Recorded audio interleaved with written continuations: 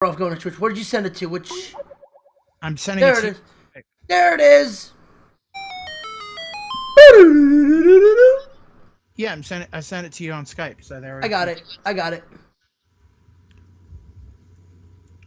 Yeah, so Trip's a Monstar where I want to do Facebook Live. If I can't do Facebook Live, like, oh well.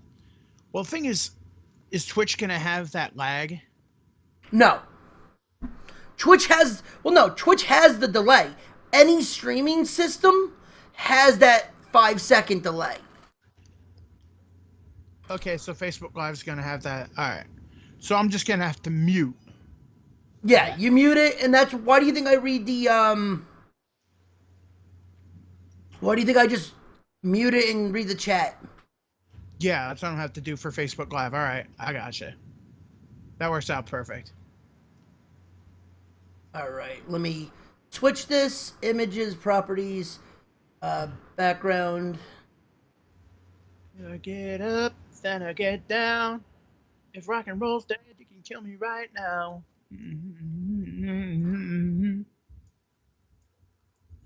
Adjust this so it can fit the screen.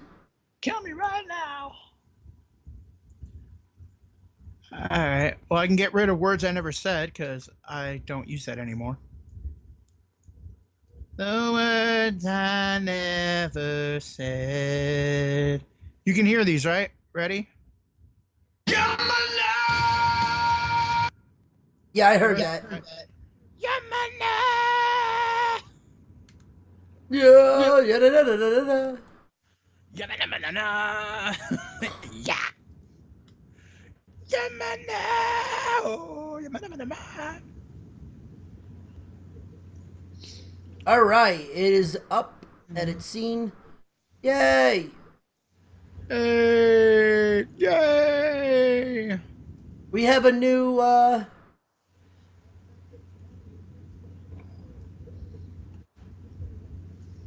Yeah. we have a new thing. Yay! Yay!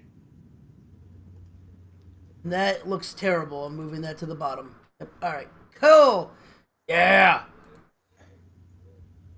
All right. I think I'm gonna do the things eventually to the Beartooth song. Okay. Or I might have my own. Yeah, what you got to do? What you want to do? Yeah, you know, I'm gonna do that anyway. So. Yeah. I'm gonna do that anyway. So. So why fight it? All right. I think this is gonna fit tonight. Especially, I think this one will fit. This intro will fit for tonight, Right. anyway, especially since Jerry likes to fuck up people. So, yeah, you know, since all of a sudden now freedom of speech is, and people are applauding this, and I'm like, you're applauding basically sugar-coated fascism. By the way, I told you Jerry was doing this. Yeah, and like I said, are you ready for the strike? Are you ready for a strike? This ain't gonna fly. And somebody's like, well, if the players are unionized, I'm like, They are. it's called the NFLPA. And before, they were getting rapists and domestic abusers off on charges so they could sign with Jerry. You like how I put that one there? Yeah. And now they have a better fight. Now they have a better fight against, you know, now they have a better fight, especially, you know, defending the Constitution. Holy shit, I have a feeling we might actually get some people in the chat room tonight. Because 175 people viewed my post. Fuck. We might actually get some people today. Okay, so also the on your own time thing doesn't work with professional athletes. It doesn't because a football player, a pro football player has no on their own time. No, they have no off season with unless Because look at great examples. Look at a guy like J.J. Watt. Yeah. Another great example, it's like this. When somebody says so-and-so of... What the fuck? All right, weird Facebook. All right. Yeah, when someone says... What the fuck? What? Nah. My stupid Facebook app is like... I don't know what happened. App is like... Yeah, it's fucked, whatever. Anyway, as long as it's not interfering in anything. Alright. So... The funny thing is this, like, athletes don't have on their own time. Their own time is like when they're at home. That's it. Now... No, because if you go out, like, I do this in the community. I do this in the community.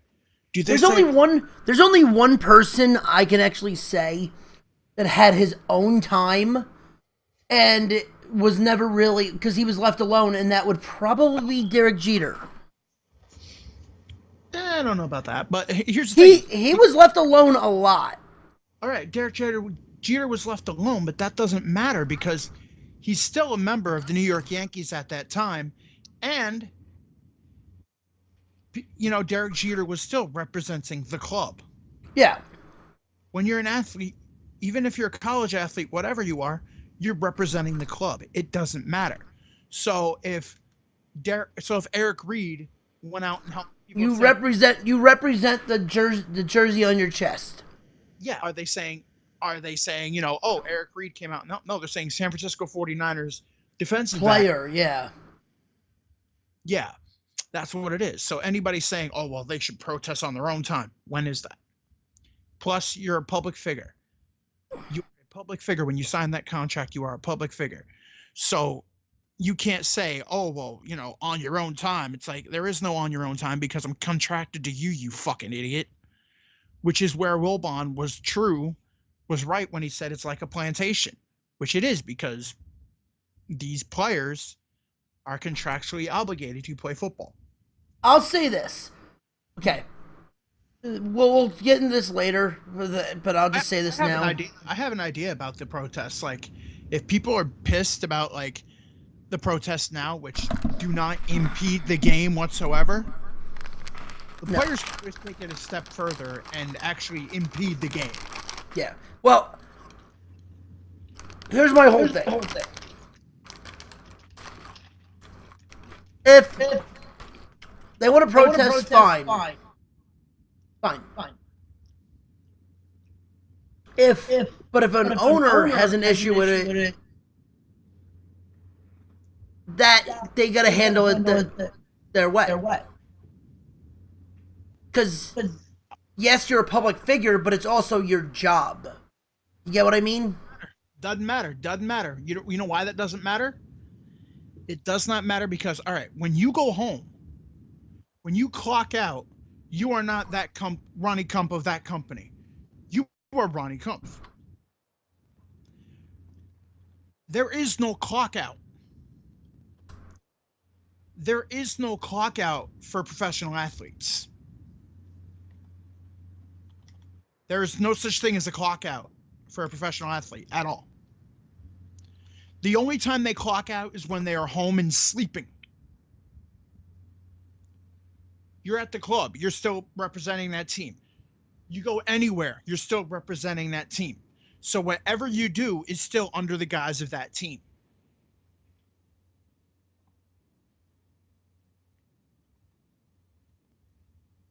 There's a lot of background noise coming from you, dude. The TV is turned down very low. Yeah, I heard a humming. That's not coming from my end. Oh, that humming. Okay, no, I know what it is. It's the fan. Hold on. Yeah. I want to move that away from the mic. Which is weird because this has been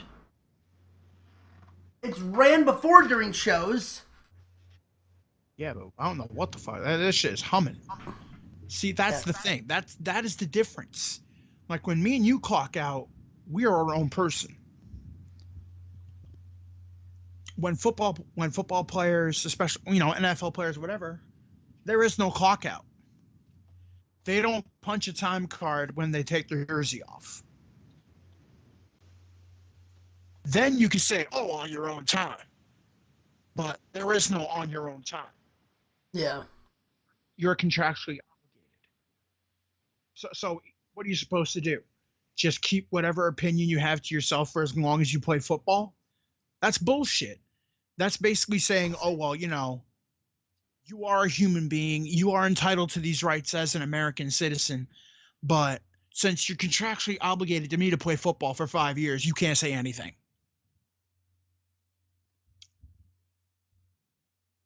That is borderline fascist. That is dictator. That is like a dictator right there. That's what it is. That's where that whole your job thing doesn't fly. And, That and would be a phone. yeah, and people don't get that. That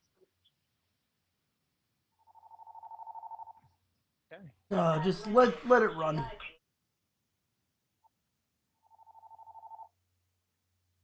yeah, that's where the it's your job thing doesn't. Yeah. No, I got you. I get you on. I get. Trust me. I get what you're saying. Yeah, that's where anybody having that argument go, "Oh, well, it's your job. You can't do what your employer says." I'm like, yeah, but the thing is, they don't have free time. Their free But time is still representing the squad. They're it's still representing it. the Well, organization. that's the question. Now it's just. Now that's the whole thing. It's. Are they your are the owners your boss? Like, because then, like, once that jersey comes off, then the whole charity thing has to go by choice. Like, it's that whole, like, what is it? Like, the whole charity work is great. Don't get me wrong. That's the greatest thing ever. But then would it almost, if they change it to, you don't have, when you take off that jersey, you're you. Right. They have to change that then. They have to change that then that when you take off your jersey, you don't represent that organization anymore. You don't do Right. that. Right. But the thing is, that doesn't happen. Because I was watching an interview with Russell Wilson from his fucking house. Was like, "Hey, we're interviewing Russell Wilson"? No, we're interviewing Seattle Seahawks quarterback Russell Wilson. Right. As long as you're in anything you're having to do with the public, you are representative of that organization. Therefore, somebody says, "Oh, well, protest on your own time and da care about these issues on your own time." When is that? Since you're always representing the organization. But I think that's the thing. I think there's a better way of going at it. I think the way the Cowboys took it, was the right way. Not anymore. Not anymore. Not anymore. I'm saying when they first did it, when they took the knee before the anthem. Yeah, but even though people booed and all that stuff. Oh, fuck those rednecks. Yeah, it's fucking ridiculous. So They didn't. Here's the thing, though. Then now here's the main question, and we'll start the show in about 2 seconds because we really don't want to talk about the flag during the show. No, we're gonna talk about the flag during the show. There's no way around it. Then this is my question for you. Once again, it has happened. Then here's my question for you: are the fans booing what it represents, or who's doing it? The fans are booing what they are told it represents because they're ignorant, and they're too damn ignorant to figure it out by themselves for some reason. And then whenever you say something like that, it's blatant ignorance, and they just want to, how can I put it? It's blatant ignorance, and they just want to walk around with their hands in the sand or heads up their ass or whatever, and basically do whatever is told. Because you hear people saying, "Respect the flag, respect the president, respect this." It's like, wait a minute. Well, here's the thing. You say respect the president. Listen, no one really if you can't like respect anybody to And, begin with. and the thing is, these people don't get that they're being played. And then they're like, oh, the NFL needs to do this and kowtow out to the president. The NFL does not want to get in bed with this man because this man has had it out for the NFL since the 80s when they wouldn't let him in. When he ran the Jersey Generals. Yeah, when he tried to get the NFL by the throat and have the USFL merge with the NFL because that was his great plan and blah blah blah blah. And lost everything for $1. Yeah. And does Donald Trump seem like the man that's not going to hold a grudge? Look at the shit with WWE. There you go. Now he's in a position of power.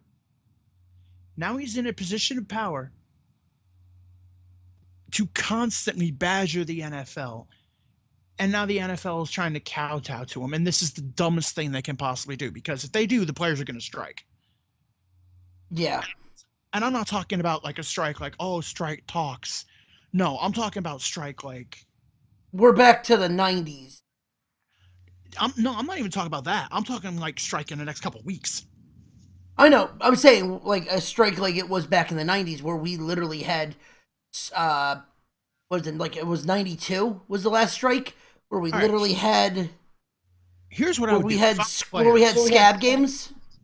Here's what I'm going to do. Here's what I would do if I'm the players and all of a sudden the owners basically pass this thing where you must stand and this and that basically robs you of your First Amendment rights and saying, oh yeah, well, we care about social issues. Bullshit, you don't. You don't. Because if you did care about social issues, you would do what the 49ers man as saying, we stand behind our players 100%. Are those owners doing that? No, they're not. And even the Giants are guilty of this. Where people are screaming about disrespecting the flag when it's not a disrespecting the flag at all. And if I'm the players... Now again, like I said, the way the Cowboys originally handled it was probably the best way you could have went about it. Yeah, and people still bitched and pissed and moaned, so fuck them. Well, yeah, because the people don't know what the fuck the thing is about. All right.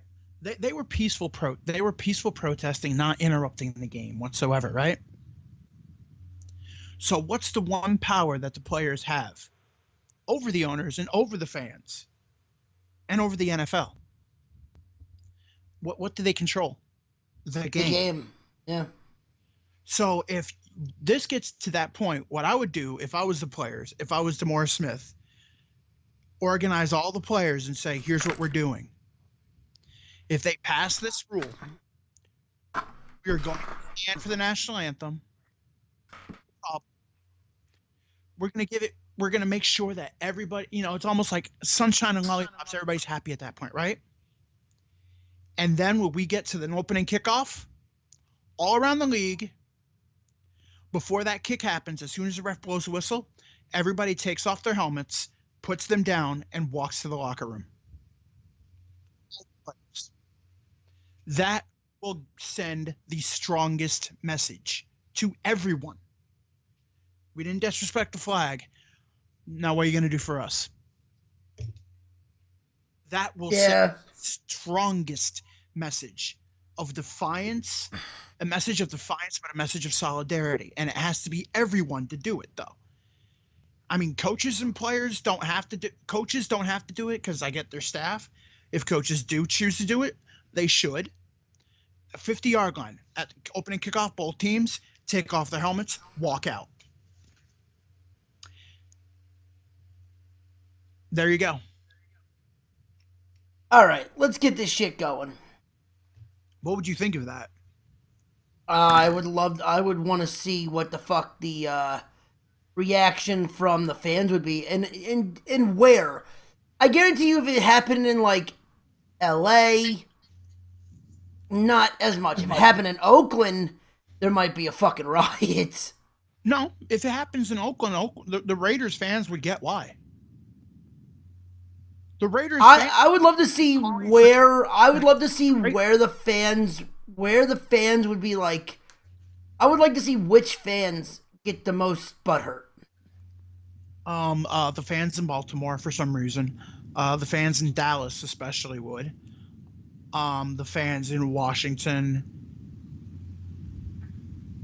because like, if people are thinking that all these Trumpsters are like they're behind what Trump and Pence did 100%, they're not. And it's almost to send a message to all these people and the owners that this is not where you want to be. It's like the players need to disrupt the game. And how do you disrupt the game? As soon as that whistle goes, you don't play it. That's how you disrupt the game. And then right from that moment, and as soon as that happened, they go in the locker room, they call strike. Now here's the question. Now here's the $1 million question. What happens if this happens and they're not all 100% behind? Because you know there's going to be some guy, some third stringer, barely making no money, that the minute he gets a chance to get in there and show what he has, he's going to take that opportunity. How are they going to do that? How are they going to do that if they don't even kick the ball off? I understand that, but I'm saying as though you know there's going to be somebody. You know there's going to be, even if they cancel that week though and they go on strike, you know there's going to be those, the next week there will be football. Yeah, but do you want to fight the NFLPA? If you're that one player, do you really want to fight the NFLPA?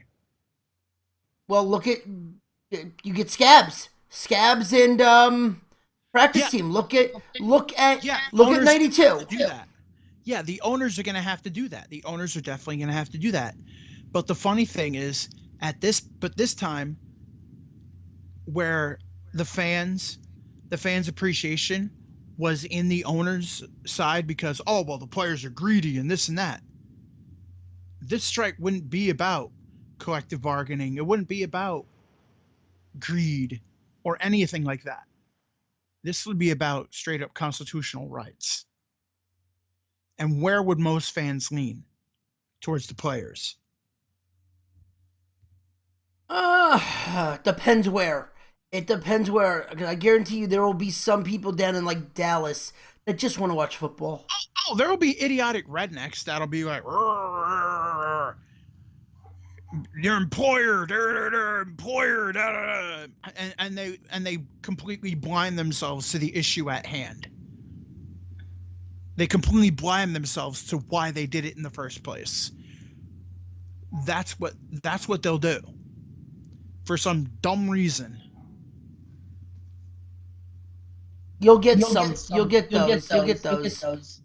Yeah, you're gonna get the dumb. You're gonna get the idiots. We know we're gonna get the idiots. But what are they gonna do? Threaten to fire every NFL player? They don't have that power. The NFL Players Association would never let that happen. No.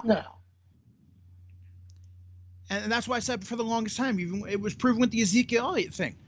The NFL doesn't run the NFL. The NFLPA runs the NFL. Right. So the NFL could try to like institute all of these they must policies, all that. The NFLPA will strike. And if you're that one player crossing, do you really, really want to cross the NFLPA?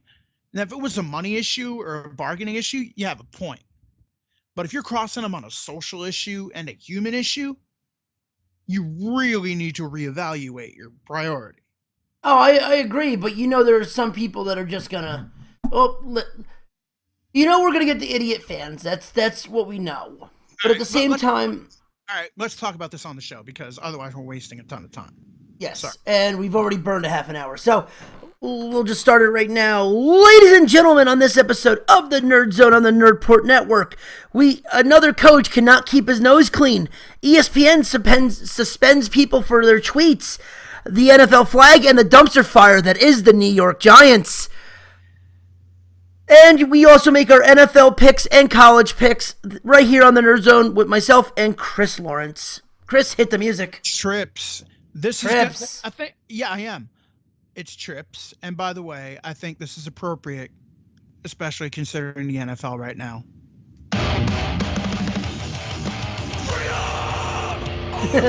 Freedom over all weakness. Freedom over all the lies. With your fist clenched straight in the air tonight. With your fist clenched straight. Throw it up.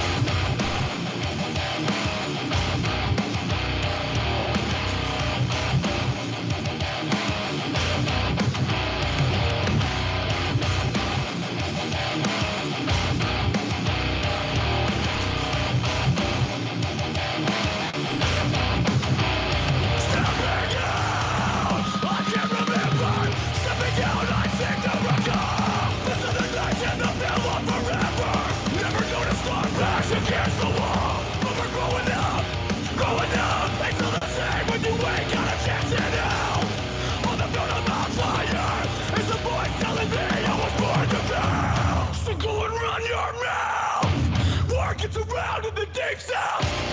It's time to cut the time. Use a fist clenched straight, throw it at the sky. Say freedom over fear.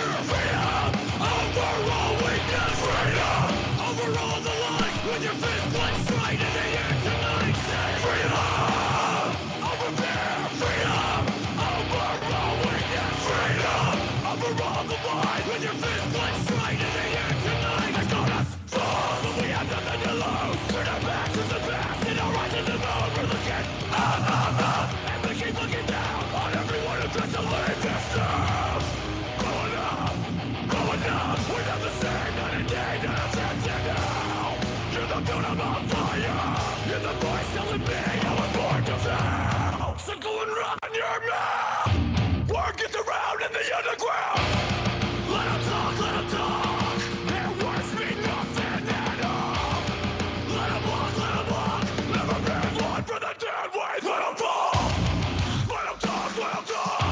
Let them waste their breath. We don't care at all. Let them walk. Never been one for the dead weight. Let them fall.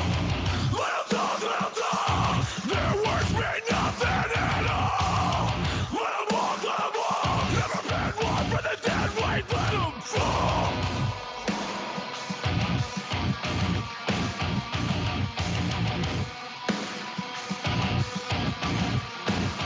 With a fist clenched straight, throw it at the sky. Say freedom over fear. Freedom over all weakness. Freedom over all the. I think that fit perfectly. Yeah, that fit definitely perfectly. Ladies and gentlemen, welcome to another episode of the Nerdzone on the Nerdport Network. I am your host, Stefan Ronnie, with me joined every week.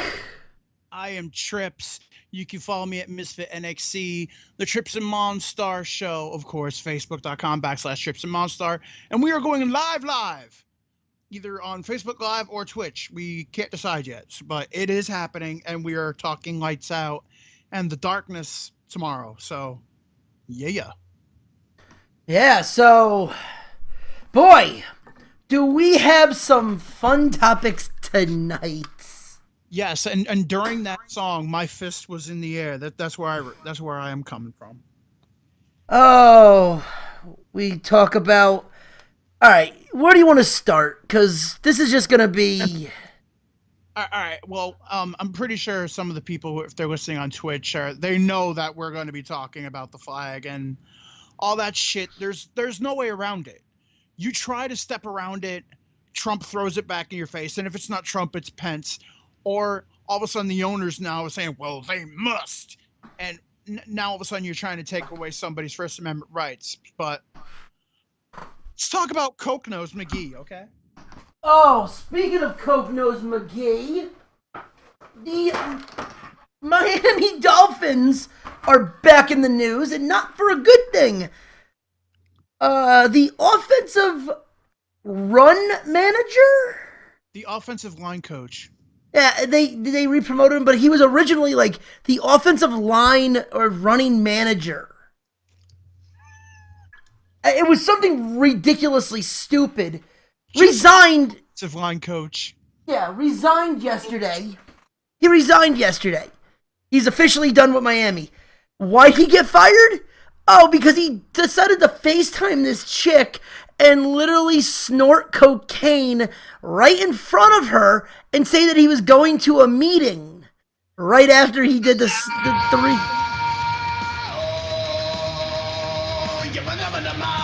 Sorry, I had to. Oh, and I mean, how stupid do you have to be? First off, I don't know who's dumber. Him for saying that he was on fucking site while he was snorting cocaine, or the woman for posting it on Facebook. Okay. Here's the thing. All right. Before that, the hooker, the prostitute, whatever, the escort. Yeah, the hoe. No, she was not in that room. No, she was on FaceTime. Yes, they were FaceTiming it. And the funny part, he's like, I do this for you. I do this for you. And at the end, he says, I can't wait to do it off your pussy. I'm like, that's just fucked up. I love you. Yeah. The reason why she did that, the reason why she posted it, she said, was because to lend credence to the whole, like, why the NFL players are protesting in the first place and how everybody's vilifying the players when the staff really needs to be vilified. Well, I mean, for Christ almighty, you snort cocaine before going to a freaking business meeting? I mean, we don't know if he was actually going to the meeting or not. I mean, he said he was going to a meeting. We don't know if he was on site or not. Yeah, that's the thing. Which, by the way, that might be worse. That might be worse if he wasn't on site. If he was on site, that means he was driving high on coke. But here's the thing. What is up with the Miami Dolphins and drugs? We're in Miami. We draft Laramie. They drafted Laramie Tunsil a year ago or 2 years ago with the bong mask. That video killed his shot. Oh my God. Now they have this dude snorting coke. Oh yeah, by the way, he has since resigned. Yes, he quit. And now the owner, Scott Thompson, I think it is, or whoever, the owner of the Dolphins basically told Adam Gase to enforce the national anthem thingy where either you stand or if you do not choose to stand, then you must stay in the locker room. That's what he said to Adam Gase, where Adam Gase had to tell his players that. Hey, at least it's one of those things where, they're not going to come out.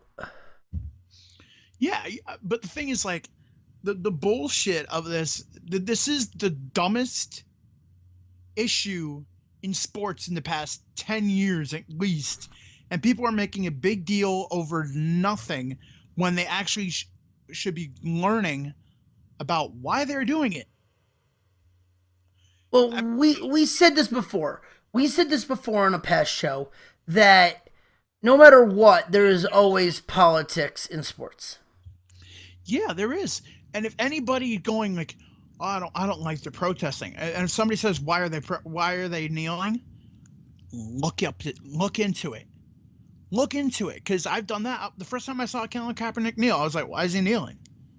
And then all of a sudden, I look into it, I'm like, oh, okay. And then I notice other players are kneeling. I'm like, why are they kneeling? Oh, the same issue. I get it. Yeah, it's one of those things where it's like, is it something that could have been prevented? Probably not. They're kneeling to protest like police brutality and the social injustice that's going on in this country. And if you really, I posted right on my Facebook another example of why they kneel. A guy basically, yes, he did run from the cops. I know you're not supposed to run from the cops. I get that. But he could have easily been tased, which one officer did tase him. But before he could tase him, another officer grabbed his gun and shot him in the back 4 times. What state was this in? The funny thing is, they said he was coming at him with a knife. Where, I'm sorry, how can you come at an officer with a knife if your back is turned? And he was skilled. Yeah, that's some bullshit. That's some grade A bullshit. And then they said, oh, the officers found a knife. But yet you look at the guy when he runs, there's no knife in his hand. He runs away 2 or 3 seconds. Guy says, I'll fucking shoot you. He still runs and blah, blah, blah, blah, before the guy can tase him. Which if a guy's unarmed running, you can tase him because the taser goes pretty damn far. Yeah. And it's pretty damn potent. Yeah, I mean, it's one of those things where, listen, we all know that there are bad cops out there. I mean, I get cops are scared, but I'm sorry. Great example. Look at the shit in Texas Tech that happened yesterday or today. Yeah, but the same thing. What I'm saying is, I get cops are scared, but when a guy has his back to you and he's running away, I doubt he poses a threat to you. A threat to where you have to use deadly force. But at the same time, I think a lot of it has gotten blown in proportion with how people react to it. I think when this first all started, the screaming and yelling, no one just sat there and was like, hey, except Kaepernick was like, hey, this is the problem.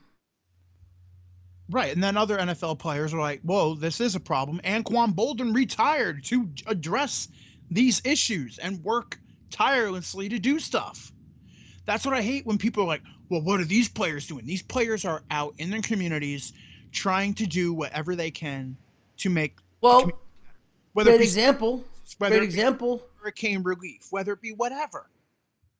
Great examples like what we just said during the pre-show. It doesn't mean shit the minute that it's when they take off that uniform, they're still part of the net. They're still part of the NFL. They're not. It is right here, especially on the air. If anybody heard this, I don't know if the pre-show was aired. Yeah, pre-show was aired. Okay. Anyway, to reiterate what we were saying is where people say, well, you should protest on your own time. When you're a professional athlete, you don't have your own time. Your own time is spent with your family. That's when you are you. Other than that, you are basically a representative of the organization you play for. That's what you are. So in that case, there is no your own time. But, some people don't get that, which makes no sense because J.J. Watt went and did the whole thing for Hurricane Harvey relief, right? And no, but does anyone credit the fact that it was there's a lot of credit that goes under J.J. Watt, but it's not J.J. Watt. It's Houston Texans lineman J.J. Watt. Yeah, Houston Texans defensive tackle or defensive end J.J. Watt. That's what it is. And J.J. Watt even said, a lot of help came from the organization, the Houston Texans. A lot of help came from it. Same as when the players actually go in, when players of the San Francisco 49ers actually go into the community to try to help with the racial injustice that's going on and all that stuff. And the thing is, at least the 49ers are supporting their efforts. At least the 49ers are still backing Kaepernick for what he did. The 49ers are backing their players for protesting. Listen, I don't want to see any. That's the thing. If you're gonna protest, I'm not for the protest, but I get the protest. All right, but here's the thing. You know how hard that is for me to say good things about the 49ers? Because I fucking hate the 49ers. Yes. Oh yeah. But I'm saying is that let me finish real quick. But with this protest, I'm not for it whatsoever. I think it's stupid. I think there's maybe a handful of people that were doing it, and I can be like, okay, I can understand why you're doing it. Bennett from the Indianapolis Colts getting a gun pointed to his head during the Seattle Seahawks. What did I say? You said Indianapolis Colts. Sorry. That's a different division, different conference. Sorry. For the Seattle Seahawks getting a gun pointed to his head when it wasn't even him that they were going after. And literally, this was after the Mayweather fight. Getting a gun pointed to his head. Him sitting, I get. I will not bitch about him at all. I get why they're doing it. I don't agree with it. I think there's a better way to go with it. But everyone's booing because it's supposed to be disrespecting the flag. The fucking Dallas Cowboys did it. Jerry Jones fucking knelt too.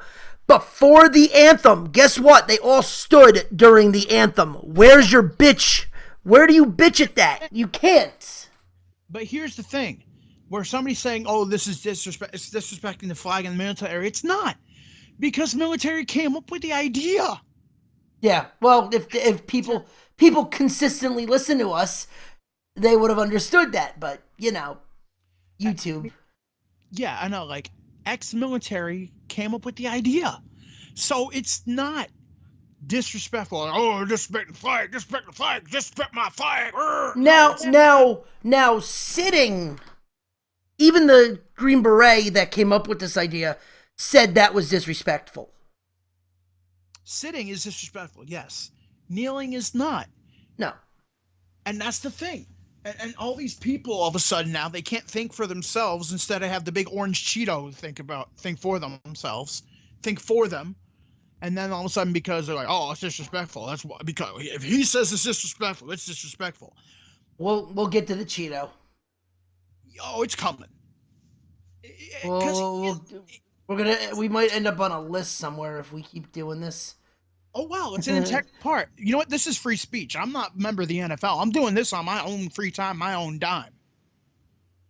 So he can suck a dick for all I care. Well, we're still unknown, so I think we're good. I'm not wishing death on him or anything. I'm saying he can suck a dick. Yeah, well, a lot of people said that he can suck a dick. I think Jamil Hill wants him to suck a big black dick. Yeah, well, the thing is, that's the dumbest thing. Jamel Hill says something about him, and then all of a sudden, nothing happens. But then she says something about we'll get to it. No, well, here's the thing. I read that article. They pretty much. We'll get to it, but the Trump one was her first warning. They gave her two. Pretty much, they used her Trump one as a warning, and then she got suspended for her second injunction. But here's the thing: you're hiring these sports analysts and pundits and all that to talk and give their opinion, and then you're saying, "Oh, well, you can't do it on Twitter." Why not? You let them do it on TV. And all right, we're getting off topic because I have my own opinion on that. Let's get back to topic because it's basically this whole topic is all wrapped in one big ball of crazy. Well, okay, then if we're gonna go towards that way. What about I brought it up a couple weeks ago. The what the fuck is her name? The other female. Linda Cohn spoke her mind and got suspended immediately after. That was the first one. That was the first time. The first time, but yet she goes after. But yet Jamil Hill goes after. Like, listen, she went after Trump. I don't like. It's whatever. He's our president. That was one. She should have been suspended there. So she goes after Jerry Jones, which money, and then she's suspended for two faults. But yet she was warned the first time. All right, the biggest difference between that is Cohn said what she said right on camera. Yeah. Jamel Hill did it on Twitter.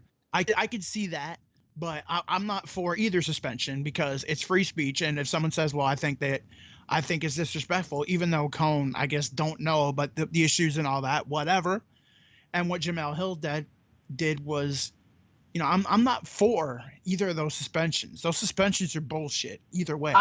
I think the fact that they waited that long to get Jamel was a little bit ridiculous. The fact that they got Linda right off the bat. If they got it right off the bat, it'd be like, fine, you're setting a statement that you can't say anything bad either on camera or Twitter. Like, that's dicey.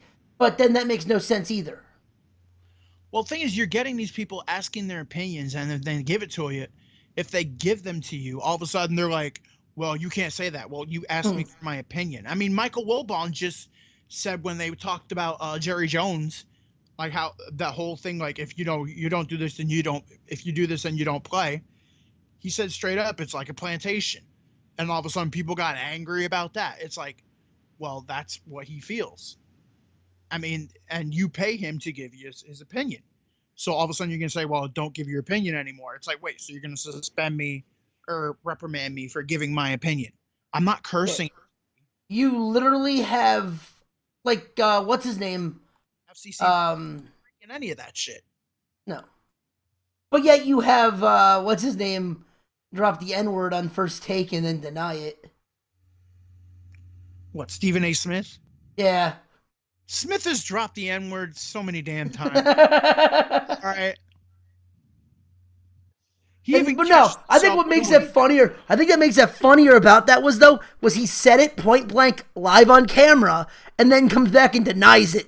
Dude, there's video evidence of you saying it. Like, yeah, the thing is, Shannon Sharp, what he said on Skip and Shannon Undisputed was completely true. He's like, what Trump and Pence did was they flipped it from the issues to talking about the flag. And all of a sudden now it's the flag. It's the flag. And that's never been the issue. No. But again, we know that. Yeah. But people don't think for themselves. They don't. Sheep.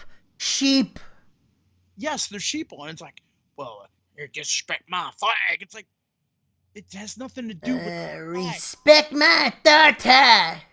It's like, respect the flag, respect the flag, go on your own time.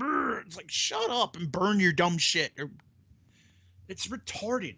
And then, and then all of a sudden, because owners now all of a sudden are like, wait a minute, it's hurting our wallets. And that's what they care about. They never gave a shit about the issues. They never gave a shit about standing behind their players.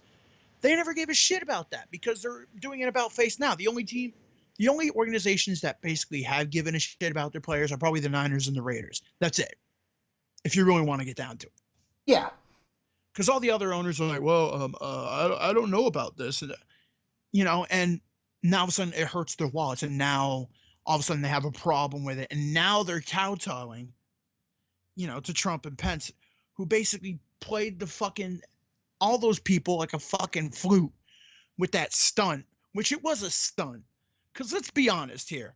Oh, I'm going to support Peyton Manning before the game. And if anybody kneels, I'm going to leave. You're going to a fucking 49ers game. What the fuck you think was going to happen? And the Colts, which you have a owner that can't stop doing cocaine and fucking drinking. But the thing is, and Irsay, like, holy shit, dude, really? Come on. Yeah, the Colts do stand, but the 49ers started protesting back in last year. What the fuck you think they were going to do? Come on. Now, let me ask you something. Shit. Since we're talking about this, Kaepernick came out and said that he would stand for the flag. He never said that, though. And then he basically said on Twitter, he left the whole thing and basically said he never said that. Okay, I never saw the retraction from that. I just saw the feed. And also his girlfriend basically said the same thing. Kaepernick never said anything like that. As a matter of fact, the media, hardly anybody in the media has contacted Kaepernick. Well, if it wasn't for his girlfriend, he might have a job. Well, and they basically said on Sports Illustrated had a whole thing like what he does. He gets up, he goes to the gym, he works out. He basically does football reps or whatever the hell it is at this field in Jersey. He does all this shit, works out again, does all this stuff, and then he goes into Harlem and helps the community. He does what he set out to do. He's practicing what he preaches. And the thing is, like, where all these people are saying, well, these players aren't, I'd love to see what these players are doing. These players are practicing what they're preaching in between their busy schedules. He's at least, that's why with Kaepernick, like when I first brought this up, I said Kaepernick should have done something. At least he's doing what he's preaching. He's not just saying, like, oh, well, we have to do this. At least he's going out and being like, hey, I have free time now. Let me go help. the thing is, all the players are doing that though. That's the part where everybody gets it wrong. The players are doing it. The players aren't going like, I'm kneeling because I want to kneel and blah blah blah blah. A lot of the players. There are a handful. The kneelers, all right, the people who are kneeling are still kneeling because of what happened. And especially now when Trump said, "Oh, you SOB, you're fired, blah blah blah blah." Of course they're gonna kneel, and that's why they're also linking arm in arm to show solidarity. And the thing is, the players are being attacked by people when the people are having the wool pulled over their eyes by the owners and the president. Now, let me ask you something. It just shows common people's stupidity. I'm sorry to say, it's true. Now, let me ask you something. There's an investigation going on right now. I don't know if it's done. I don't know what's going on. But this happened 2 weeks ago with the Oakland Raiders. Okay. Did you hear about this? What's the investigation?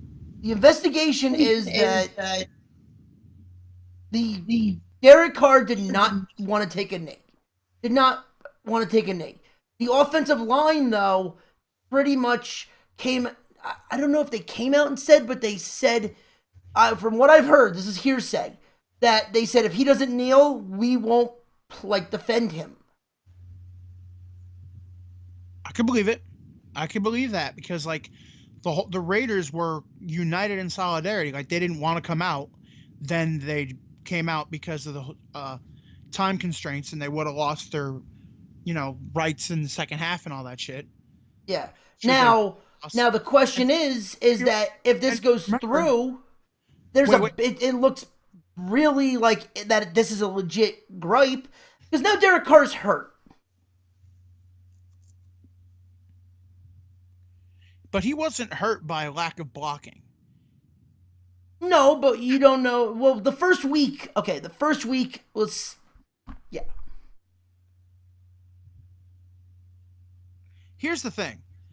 You don't go, all right, if the team goes one way, especially if you're supposed to show solidarity for the team, and if the whole Raiders team was saying we're just going to sit on the bench and that's what we're doing, which is what they did.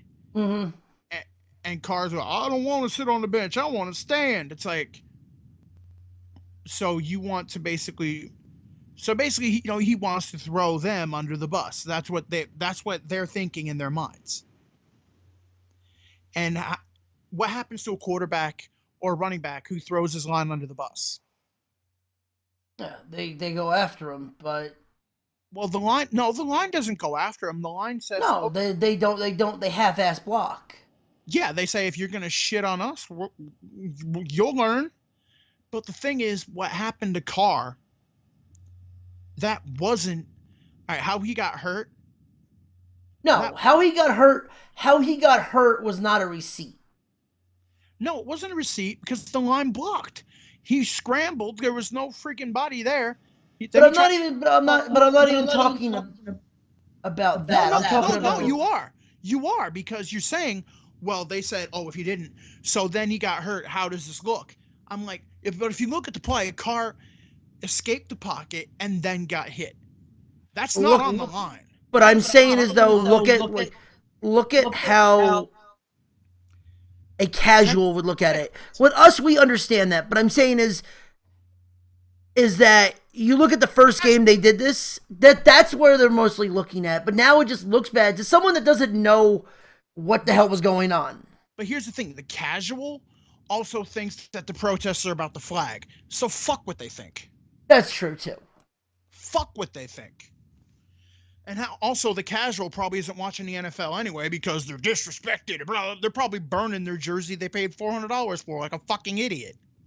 Ladies and gentlemen, if you don't want your shitty jerseys, send them to me. If you're a Giants fan and you don't want your jerseys, send them to me. I'll definitely take them. You don't want your tickets, send them to me. I'll gladly go. Yeah, I was gonna say I'm a Jet fan. Just if you tell me you got Giant tickets, I'll still go. Fuck, it's football. Even after Sunday when we're gonna be 0-6, I'll still fucking go with bells on. I don't give a shit because y'all stupid. I'm sorry. Y'all got no heart. hold on, where is it? These are all these people that screaming about blah, blah, blah, blah, blah, blah, blah, blah, blah. Respect the flag. That's all I gotta say to you right now. Sorry, motherfuckers. Y'all ain't got no heart. You rely on a fucking Cheeto and an idiot to tell you what to think. You don't want to think for yourselves. And if you did think for yourselves, especially if you're a New Yorker, that's the thing that pisses me off. If you're a fucking New Yorker, you know this piece of shit. You know this piece of shit for years. And you know he's had it out for the NFL since, what, 86, 84? Around there, yeah. When did Herschel Walker play? Yeah, and as soon as he had a shot, to do anything to take them down, he jumped on it. And he's continuing to jump on it. And you're a dumb motherfucker for following what he's saying. You're an idiot. I'm sorry to say. You could say, I'm a liberal, snowflake, fucking libtard. You're a fucking moron. And that's the fucking truth. I don't give a shit if you are making this money, blah, blah, blah. You're a fucking retard, okay? And I don't get why they're doing it. I don't really look at the videos. Look at Philando Castile. Look at a guy basically that was shot by a cop, and the cop saying, oh fuck, oh fuck, oh fuck. And his wife is saying he did nothing. He went to give his card and the guy got shot. Or look at the newest one, where the guy's running away from the cops and he gets shot. Come on. Or even just look at the other things. People say, oh, what about black on black crime, blah, blah, blah. That is still a problem with racial injustice. It still is black on black crime. Why are they doing it? It's all still bad. It's all bad. Why is this black on black crime happening or whatever in the hoods and all that? Wait, let me see. They can't get out of where they're at because the upper class has deemed it necessary that they stay there, and they put their fucking foot on them. And any upper class, and most of the upper class will be like, oh, bullshit. There's a reason why people try to get out of the ghetto, and they try to get a loan, and all of a sudden they have bad credit. They have this and that, when there are some people that never had credit problems before in their life. And all of a sudden now they have this, they have that. There's this issue and this issue, why they can't get a house in the burbs. Yeah. There are places that do that. And if you don't think there are places that discriminate based on that stuff, on class, on race, it's not just race, it's class, it's social injustice. That I was does gonna not say, mean black, white. if it's not a black thing, it's a culture. It's a culture thing, and it's a thing of classism. It's like, why can't people from the middle class ever get up in the upper class? Why? Because the upper class won't let them. Why can't people from the lower class, especially like in the ghettos and all that, why can't they escape unless they make a ton of money or they have somebody that actually gives them a chance? Because there will be 5,000 sanctions or laws or policies or whatever that prevents them from that. Why is it so, why do people give a shit like, oh my god, don't take our guns away, da da da da, but then they don't get that it's easier to get a gun than a car. Yeah. It's easier to get a gun than a car. Yeah. I mean, you don't have to do a second license to get a gun. It's easier to get a gun than a college education. It's cheaper. It is. And that is the problem, that a lot of these people that are saying, oh, they're disrespecting the flag, blah, blah, blah, blah, that they don't get, or they choose not to see. It is like it is mind over matter. It's out of my mind, so it doesn't matter. But it's one of those things, too, that people don't realize is you don't have to regulate guns. You gotta regulate bullets.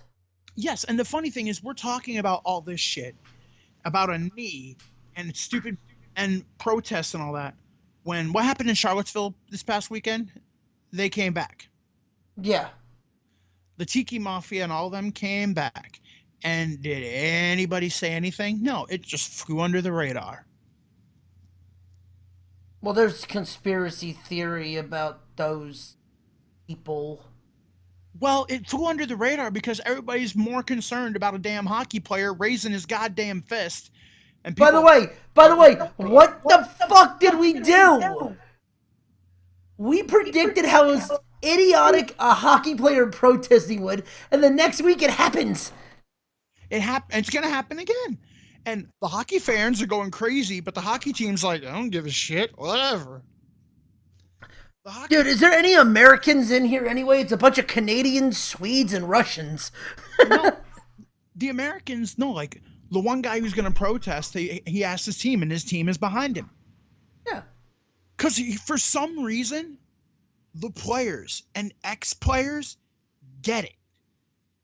But yeah, of all things, the whitest fucking sport ever is the thing that gets it. and the only reason why NASCAR ain't gonna have that, because when's the last time you saw a NASCAR driver of color? Oh, yeah, that's never. You'll see it in the IRL. You'll see it in F1. Well, you Yeah. won't really see it in the F1 because nobody in the F1's from the United States. So they're like, that's their problem. You'll see it. You won't see it in NASCAR, but at the same time, 90% of their races are down in the Bible Belt. Yeah, that's the thing. They're down in the Bible Belt, and most of them are the good old boys. And if they're not the good old boys, and as soon as one white guy decides to take it, and the thing is also, again, the drivers are strapped in the goddamn car. No, they're standing outside during the anthem. Minute the anthem goes, they go to commercial, and then they come back. They're in the car for the the most famous words in racing. Yeah, maybe one won't. But but drivers are actually drivers that work for an owner. Yeah. That's you can say, oh well, protests on their own time. Da da da. That's one thing right there with a driver. But with a football player or a baseball player or a basketball player or a hockey player, they represent the organization 24/7. Now, let me ask you something. Getting not off this topic, but staying on NASCAR real quick. Denny Hamlin came out and said that he wants to be making as much money as the NFL and the NBA. They should be making as much money as them.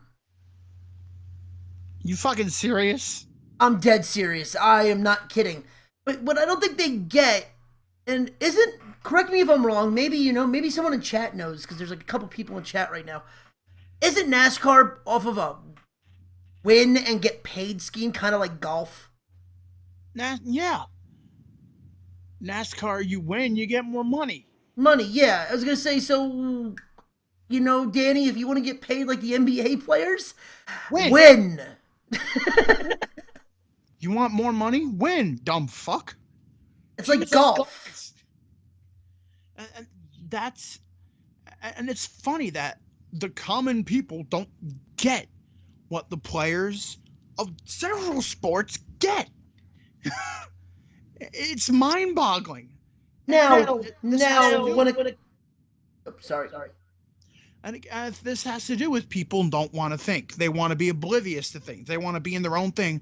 Or people say, like, I don't flip on the TV to get my politics. I'm like, well, if that's the case, then turn on the game 5 minutes later. Or just turn on the radio. Turn on the game 5 minutes later and quit your bitching, because chances are eventually you're going to bitch to the point where the players are going to say, you know what, fuck you, and not play. And then they will disrupt your game and your fantasy league. Be happy that it is just, a raised fist or a kneel during the anthem that really doesn't affect anything. You want to push back, watch what the players do. Yeah. Not just in the NFL. I'm talking in a bunch of sports.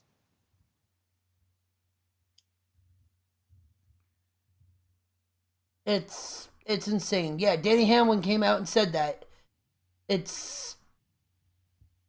Unless that's changed. I don't know if NASCAR goes under that anymore. Well, the thing is, NASCAR drivers are already making more than, a good amount of NFL players. I think they're the third highest salary. They are. So I don't know what the hell he's talking about. Oh, I want to make more than NFL. I want to make as much as NFL players. You're already making more. You know what? No, I think they're fourth. I think it's fourth. I think it goes MLB, NBA, baseball's 1, basketball's 2, NFL is 3, NASCAR's 4. He's making more than hockey players, and hockey players beat the shit out of each other. Hockey players, I think the most money right now, I think the highest paid athlete in hockey is still the goalie from the Islanders who signed a 12-year, $114 million contract. Yeah, wait a minute. Who makes the most money in football? Is it No, it's most of the time it's white quarterbacks. Or a corner. No, quarterbacks make more than corners. Right now I think is it Stafford? Right now the highest paid the QB? Stafford is the highest paid player in the NFL. Yeah. Followed by who was it? Like Eli Manning and Eli, and then I think the person that's gonna beat that is gonna be Matt Ryan next year, because his contract comes up this year. Yeah, Matt Ryan. They make a ton more money than, a Cam Newton, a Russell Wilson. Now, I personally, no one's gonna like hearing this. I personally do not think I think everyone should be making league minimum and put incentives. Nah. Well, no, like if you no, not league minimum, but like say like if you're a starter, you all make, if you're a starter for this game, you all make this amount of money to start. But if you get 100, like you remember how we said for the NBA? Yeah. The problem with that is I mean, I can see that on a rookie contract. If you're on your rookie contract, I get that, and that's why they do that. That's why they do the rookie contracts the way they do them. Yeah. As soon as you've proven yourself in the league, you have full right to make as much money as you could possibly make. I mean, if you're stuck at that one thing, especially with how violent and how messed up the game of football is nowadays, why are you? All right, then cap it. They do. It's called the salary cap. But then when you get those no cap years. I don't think the NFL really has no cap years that much anymore. No. It's not. What was the last no cap year? What, like 10 years ago? Yeah, they're not the Yankees. I mean, come on. No, but I think baseball needs to do that too, because the Yankees throw around so much fucking money, it's not even funny. Well, the baseball is crazy because baseball is almost like classism. It's like the rich get richer, and then the other teams, that if they have a player that they need to win now, because chances are in a year or two he's going to go to one of the higher market teams that can afford, that can basically steal him away. That's a problem in baseball. That's why the Oakland Athletics should have like 5 or 6 World Series championships, but they don't, because as soon as they have anybody that's good, the next year or 2 years from now, they're off playing in Boston, New York, Chicago. Speaking of Boston, how about that? They're the first ones to go. Yeah, I was surprised with that. An inside the park home run in Fenway. What? The Houston Astros, man. The Houston Astros. I'm very happy. I'm actually happy, and the Yankees got a game 5. The Yankees got a game 5 with the Tribe. The Nats are about to blow it again. I think the game's already over. They're in 2-2 with the Cubs, or the Nats lose. I will find out right now.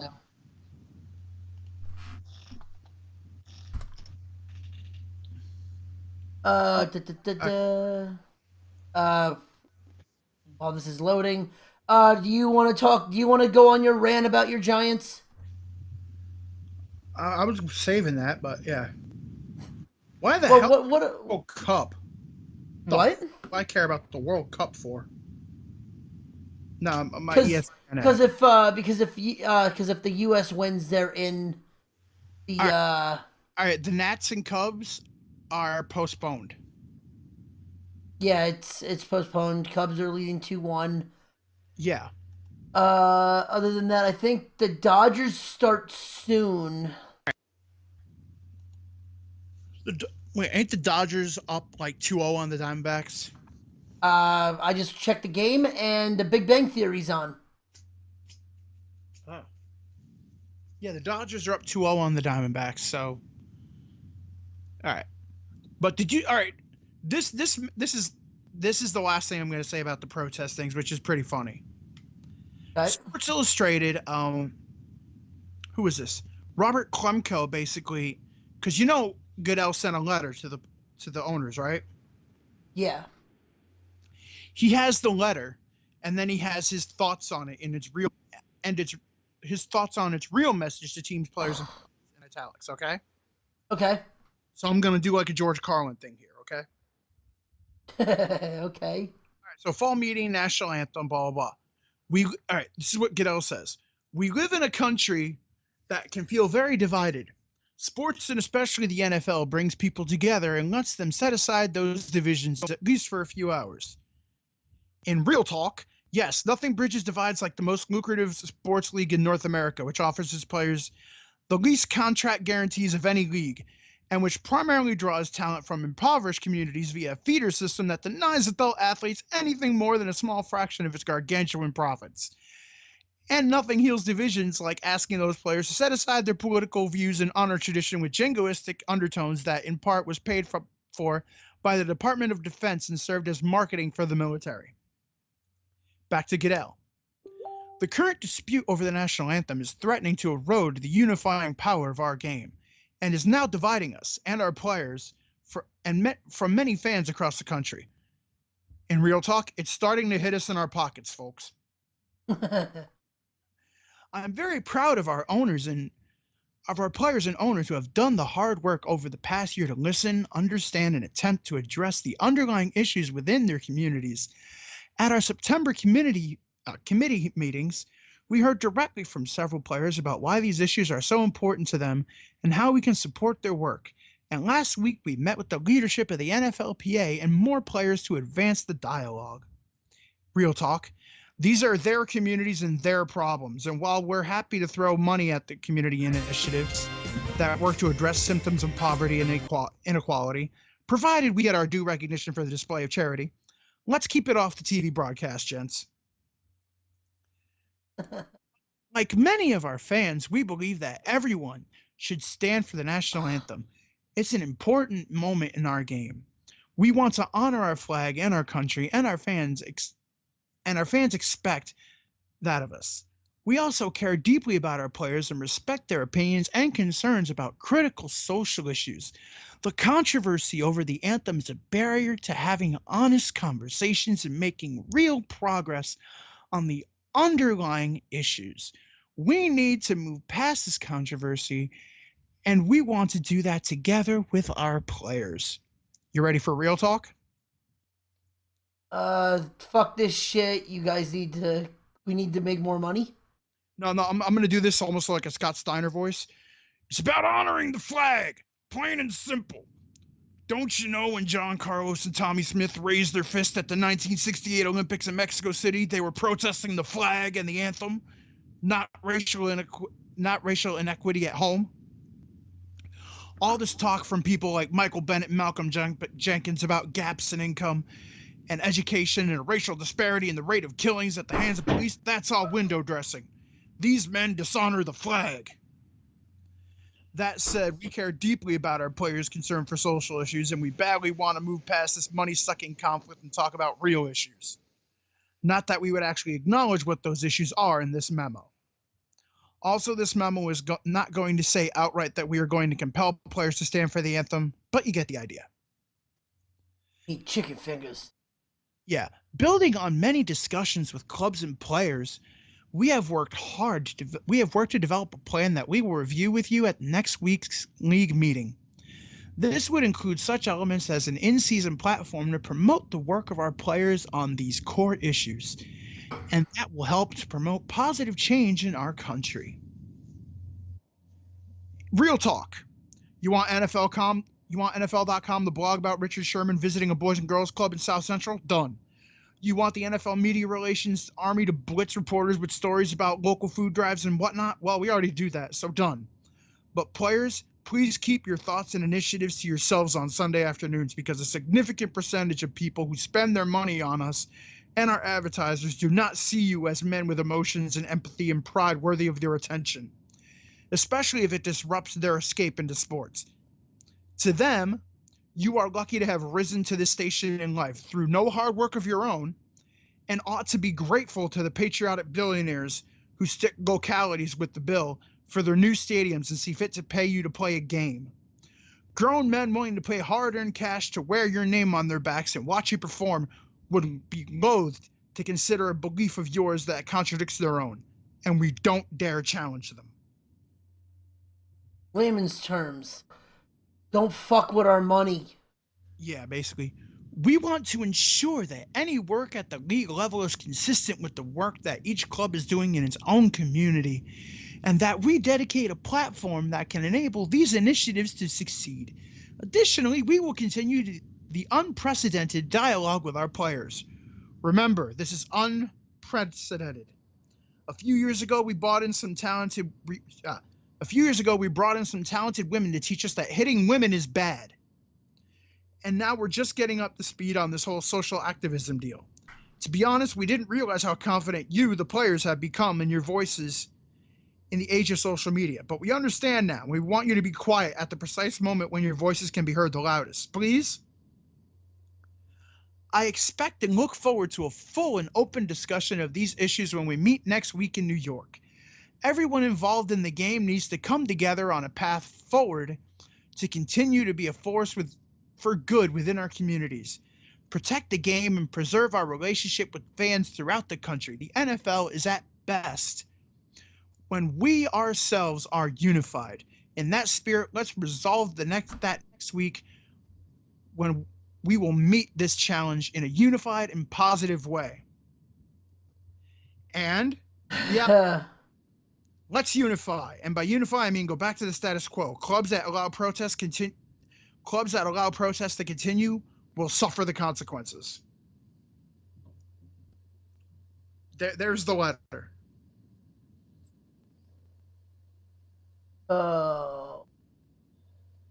Yeah. All right. How about we actually get into some sports for a change? I literally just threw the Wilhelm scream on there. Just, ah! Unless you want to say something. Oh no, we're good. Is any of our Twitchverse saying anything, or are they? Yeah, Greg is just like, what the fuck is going on? What the fuck is going on with what? No, he's like, no, he told me the Dodgers ended up winning, so the Dodgers. Oh. So that's why the Big Bang Theory's on. Oh, so nobody has any input on this whole big issue? As of right now, no. Or they're gonna take to Facebook and become a warrior? Oh no, he's not a warrior. That's the best part. Well, when this gets put on Facebook, I guarantee you will catch shit. But yeah. Oh yeah, I mean, respect the flag. But you know what that means, though. The best part about that is they're listening. Yeah, there it is, right there. All right, let's talk some college football, especially the Soonering. Oh fucking A, dude! This week was the Soonering. All right, so you want to just start with what we had, the original? Hold on. Oklahoma, where we blow double-digit leads all the time. Oklahoma, where we screw up our playoff chance every year.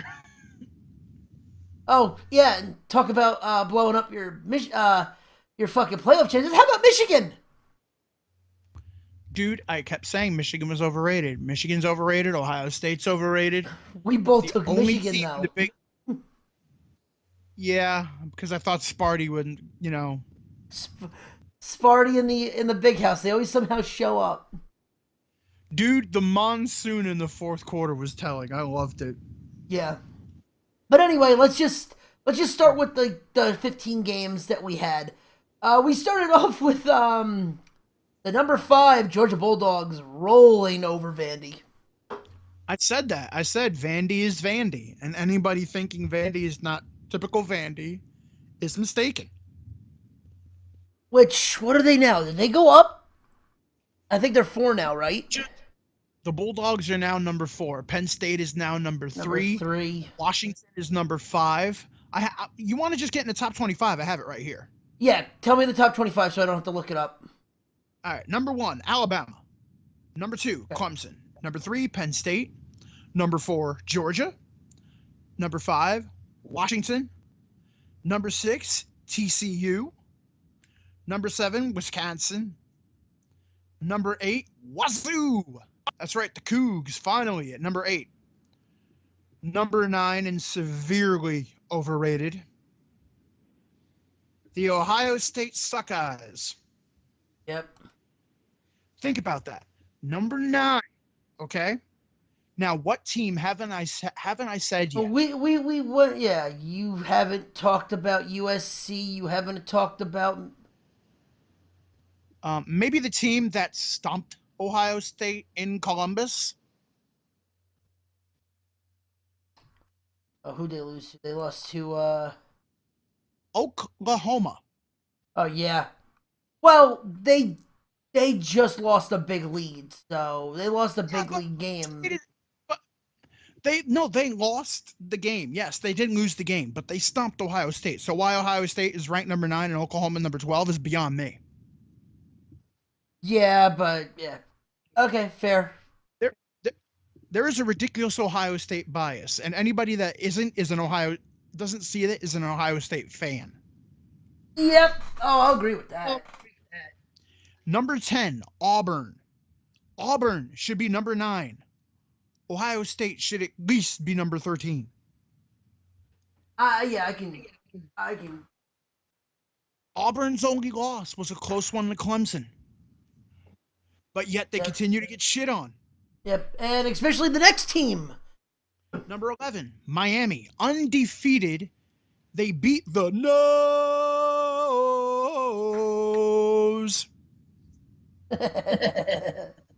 Yeah. The 1 and 2 Knowles. The Nose.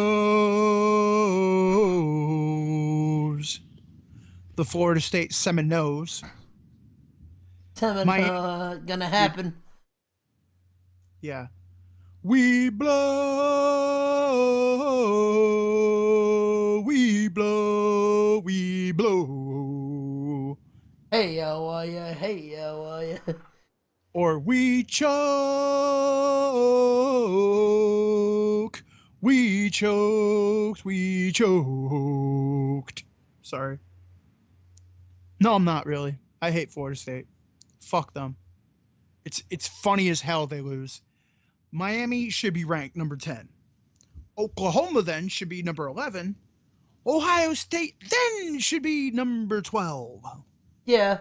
And then the USC is number 13. 13 USC. 13 USC, they lost to Wazoo. Okay. Oklahoma State lost to TCU. I get it. Virginia Tech lost to TCU. Yep. Virginia Tech also lost to... Virginia Tech didn't lose to TCU. Virginia Tech lost to Clemson. Yeah, they lost to Clemson. And then, number 16, Notre Dame. Why they are 16 is beyond me. Notre Dame, 16. Only lost a close one-pointer to Georgia, who's number 4. Ohio State's biggest victory was against Indiana. Yeah. Number 17, Michigan. Now this one I don't agree with. Yeah, Michigan loses to Michigan State, and they're ranked number 17. I guess that it's the victory over Florida. That's what it is. Yeah. And also the victory over Iowa. South Florida, ranked number 18. San Diego State, ranked number 19. I think those are just like the consolation spots. Michigan State, Sparty at 21. Notre Dame stomped Sparty, and they're only 5 spots ahead. Yeah. Yeah. UCF number 22, Fair. Stanford number 23, Texas Tech number 24, and Navy number 25. That's That's interesting. interesting. And Yeah. Um, So that's the top 25.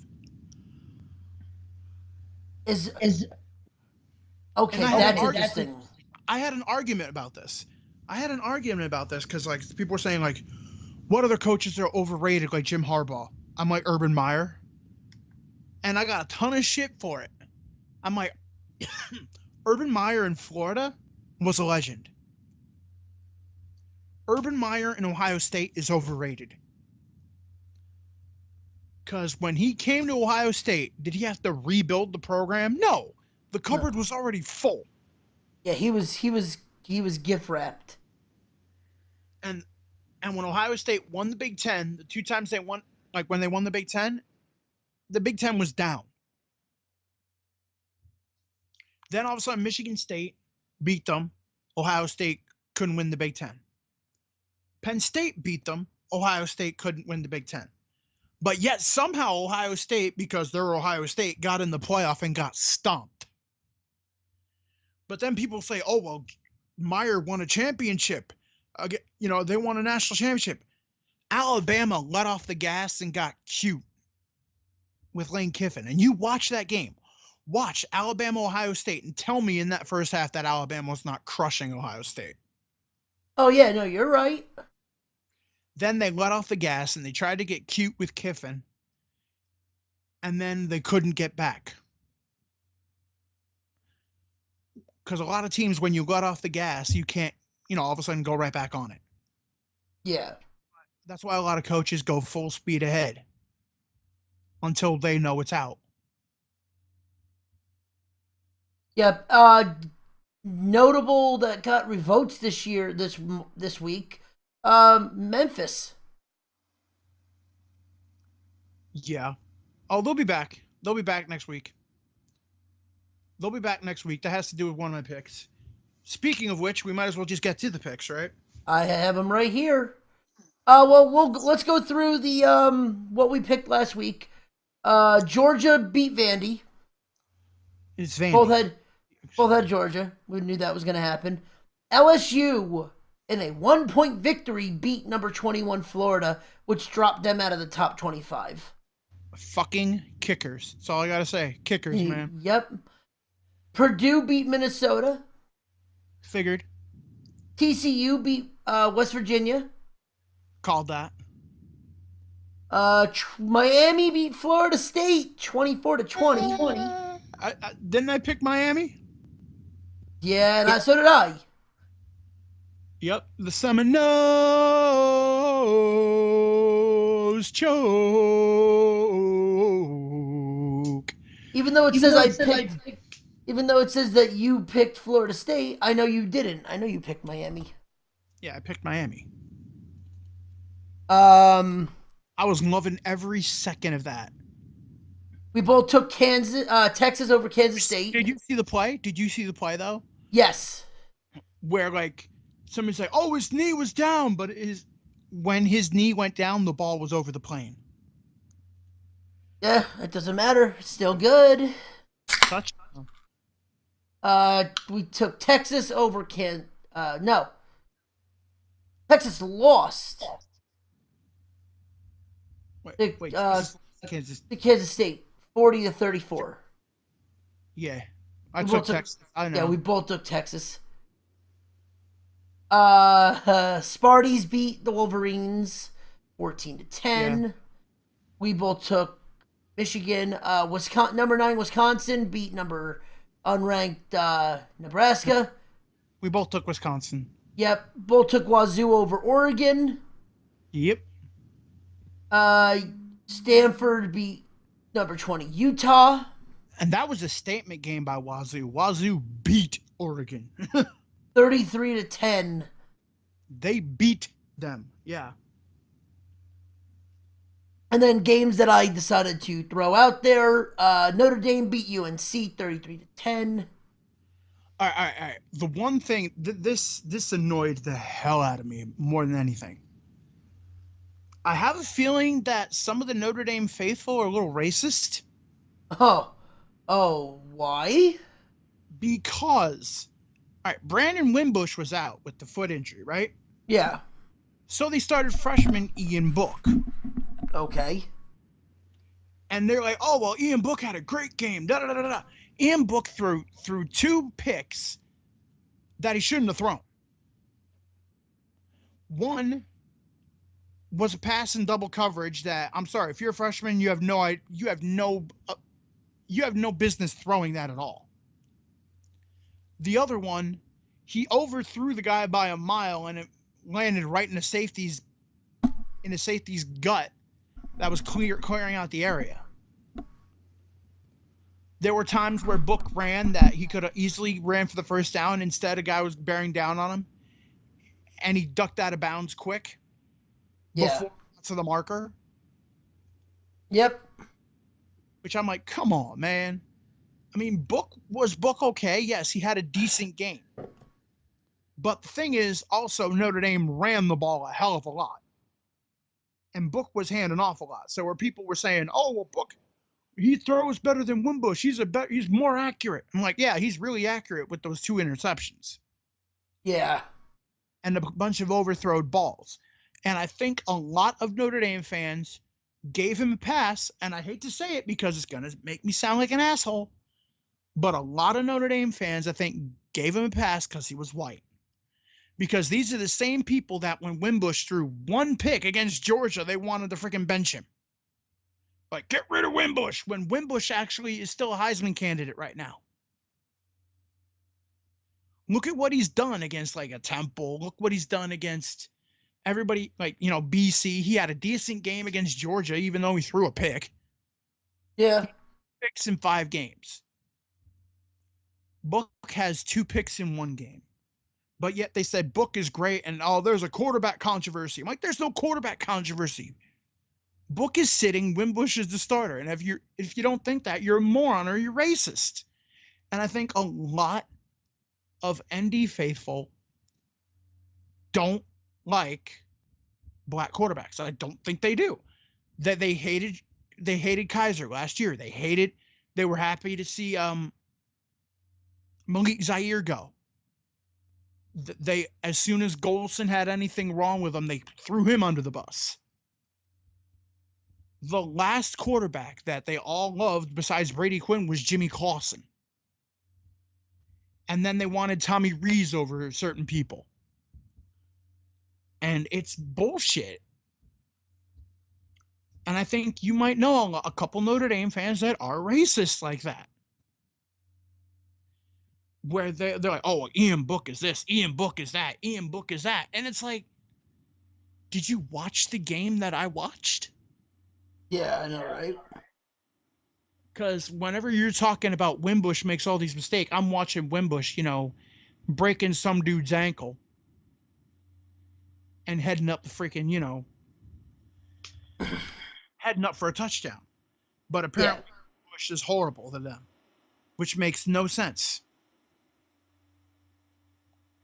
And so it makes me think, because I'm a Notre Dame fan, that maybe some of that fan base is a little racist. And that just embarrasses me. And it really disappoints me that in this day and age that it comes to that. Yeah. All right. There was my point. Yeah. No, you're right. I mean, it does make a prominent standpoint that the fact that it might be a race thing. I mean, it is Indy. Yeah, it is, and that's a problem. Yeah. But anyway, number 10 Ohio State destroyed Maryland. Are you really shocked? Hey, I thought you put Maryland. You took Maryland. I took Ohio State. Yeah, if something was I thought Maryland might have showed up for a game, but apparently I was wrong. Maryland always has problems. Yep. Penn State whooped Northwestern. Actually, that game was a lot closer than that score looked. Like Saquon Barkley, up until I think was the second half, had negative 1 yard rushing, Oh, wow. and then he broke out. Yeah, okay. NC State upset Louisville Why again? Why was that an upset? because they were lower ranked. That's the only reason that's considered an upset. Yeah, that's what I'm saying. It's bullshit. They should not be. That should not have been an upset because NC State is a better overall team than Louisville. Louisville is the fighting Lamar Jacksons, and anybody who doesn't think that is an idiot. We both, let's put it this way, we both took NC State. Yeah, because I knew better. And South Carolina beat Arkansas. Yep, figured that one. All right, let's get in these picks. All right, so starting off, we have West Virginia taking on Texas Tech. Number 24, Texas Tech. Is it in Morgantown? I think it is. It is in West Virginia. I am going with the Mountaineers. Will Greer and the Mountaineers. Gonna go with the upset. Yep. I am not. I'm taking Texas Tech.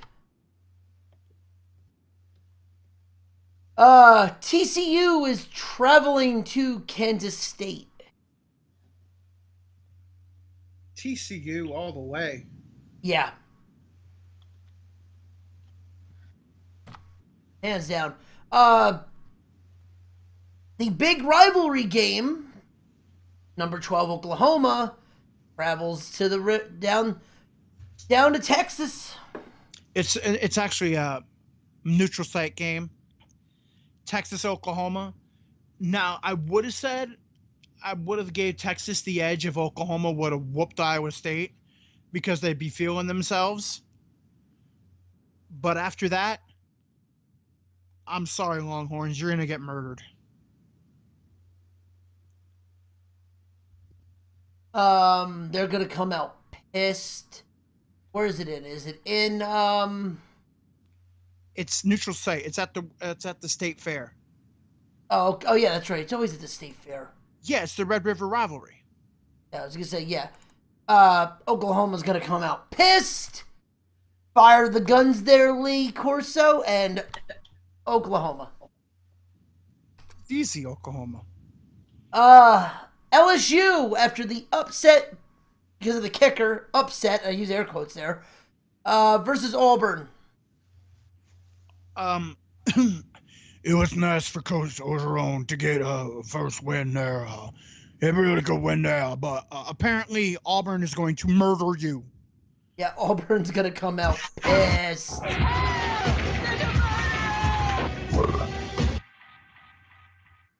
Yeah. Now the game that might be the closest out of all of them, Navy, number 25 Navy, goes to Memphis. And get ready for...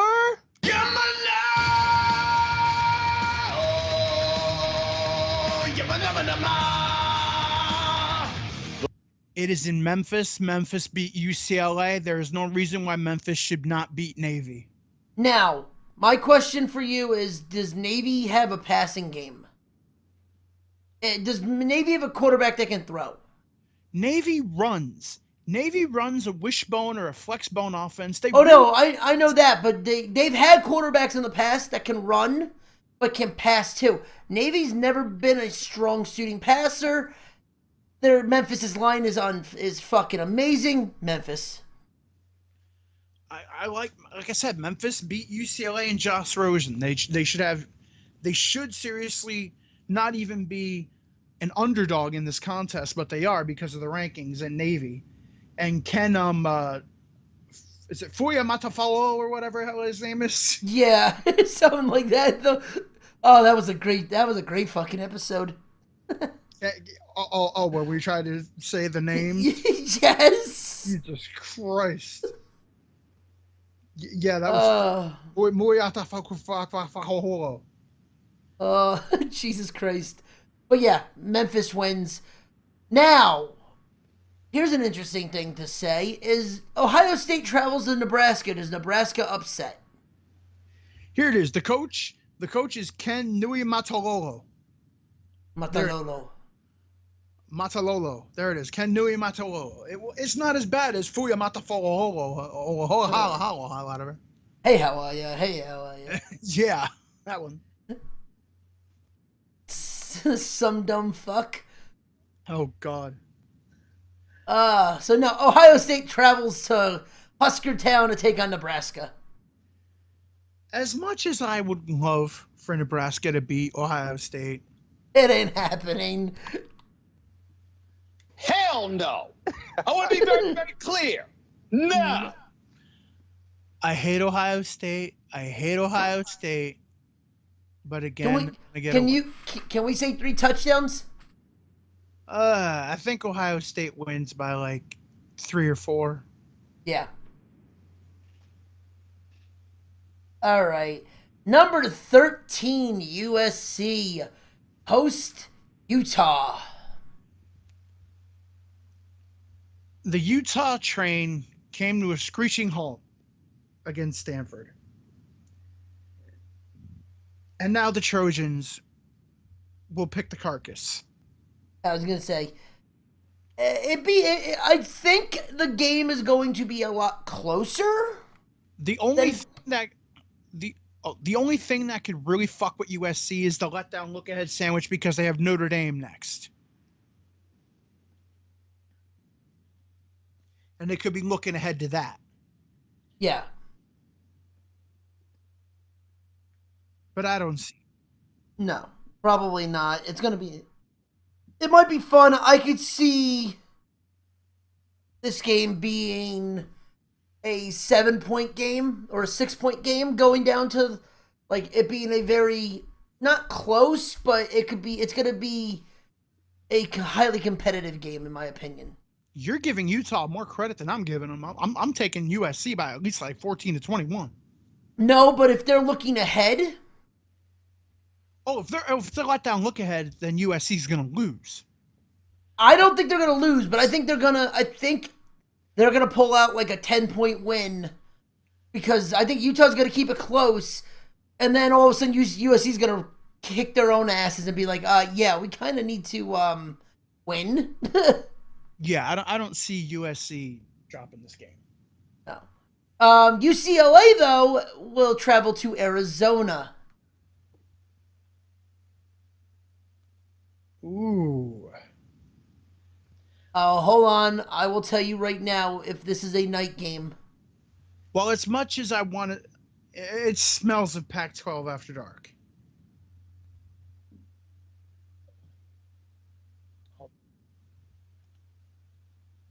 I don't think so. It smells of Pac-12. It's a 9 o'clock, so it is a 6 o'clock. It's 6 o'clock Western. Okay. It is not an after dark. It's close. Oh, trust me, we'll get to. I put a couple Pac-12 after darks on there. Oh, I need a sexy thing like, and now Pac-12 after dark.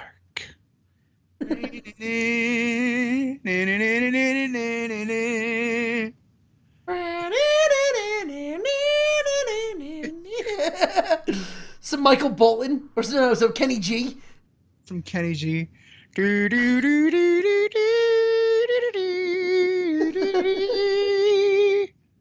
Michael Bolton would be like, man, oh man, I gotta take a really big shit.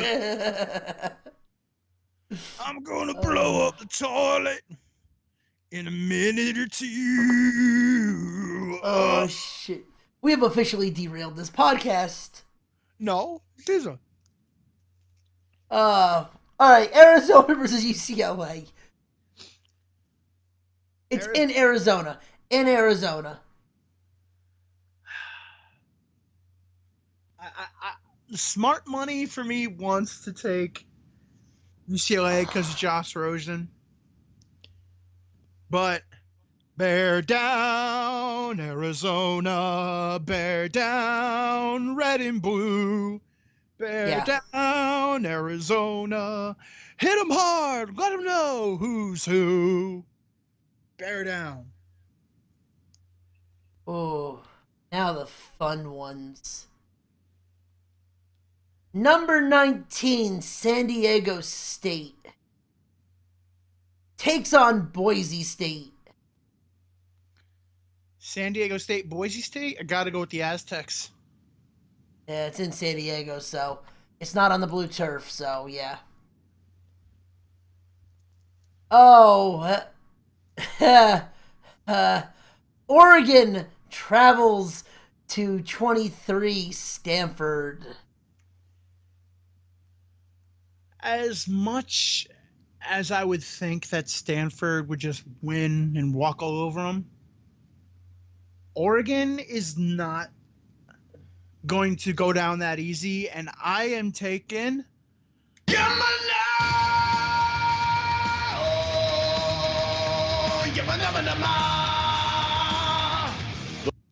Give me the Ducks.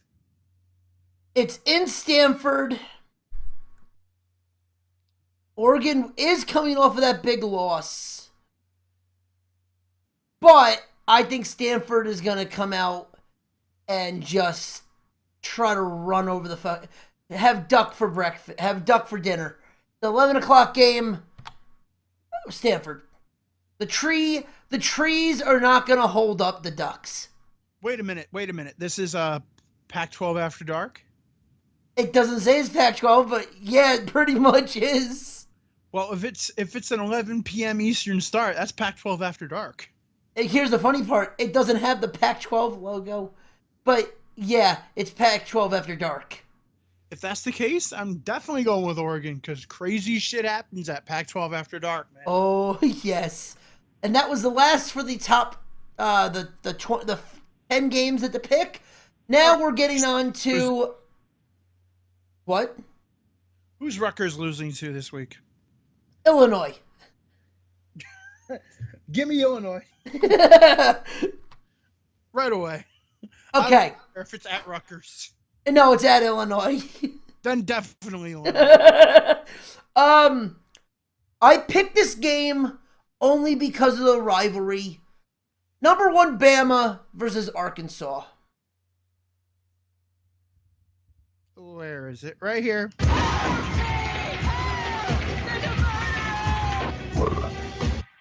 Sorry, Bert. You're going to get blasted. Bama's going to win.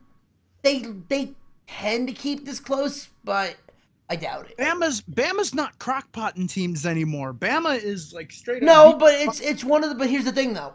Here's the thing. This game, I believe it says Bama's home, but I think this is at a neutral site.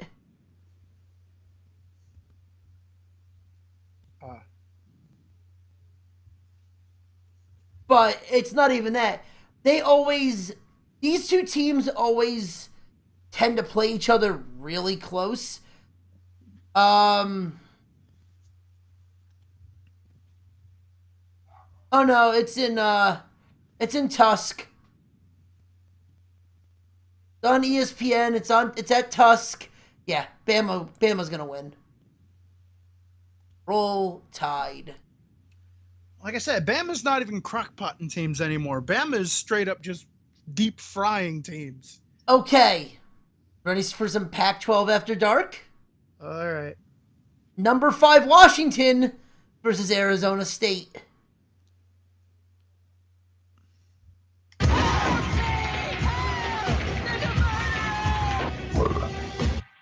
The Huskies are for real right now. Give me the Huskies. Yeah, I don't see Arizona State coming, but again, if they win, it's not a shocker because it is Pac-12 After Dark. Yeah, but it's the Huskies. Yep. Is it in Arizona State or is it it's the reason I picked this, it is in Arizona State. Give me the Huskies anyway.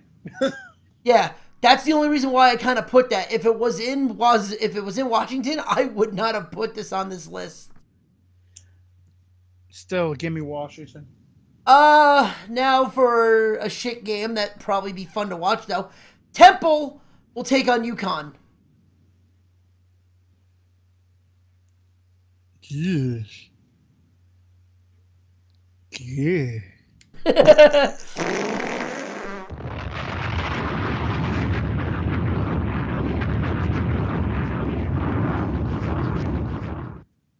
I'm gonna go with Temple. It's like, do you want a douche or a turd sandwich? It's like, ugh, you picked that game? Ugh, give me Temple. Yeah, Temple at home should be interesting. The fact that this is a televised game, though, it's on ESPN News at noon. Give me Temple. Tennessee in the final game of the list. Tennessee takes on South Carolina. Tennessee, South Carolina. In Tennessee. All right, this is do or die for Butch Jones. Butch needs this game. Probably, or else Butch is getting butched the day after. Butch is getting shit canned. Yeah, Butch is gonna get a Butch. I'll tell you that. Scalped. He'll go back to the locker room, and there will be a pink slip waiting for him. It'll look like something out of Major League where the red card is hanging from his locker, say he just died. Yeah, or he'll go back to the locker room and his bag already be packed. Like, nope, sir, you just leave. There's no ending. There's no ending of a press conference. No, you just go. But if I can see it, come on. And I can do it. If I just believe it. I believe in Butch. There's nothing to it. I believe in Butch Jones. I believe I can touch the sky. I believe in Butch Jones. I believe in Tennessee. I believe Butch Jones actually does not get fired this week. Give me the Vols. Well, this is where we disagree, because when I see Butch Jones going into the back of the locker room, all I see is his bag's packed, a pink slip on his bag, and it reads, "You're fired!" Give me South Carolina. So you're going to do the Red Bull? You Water Boy, you're fired.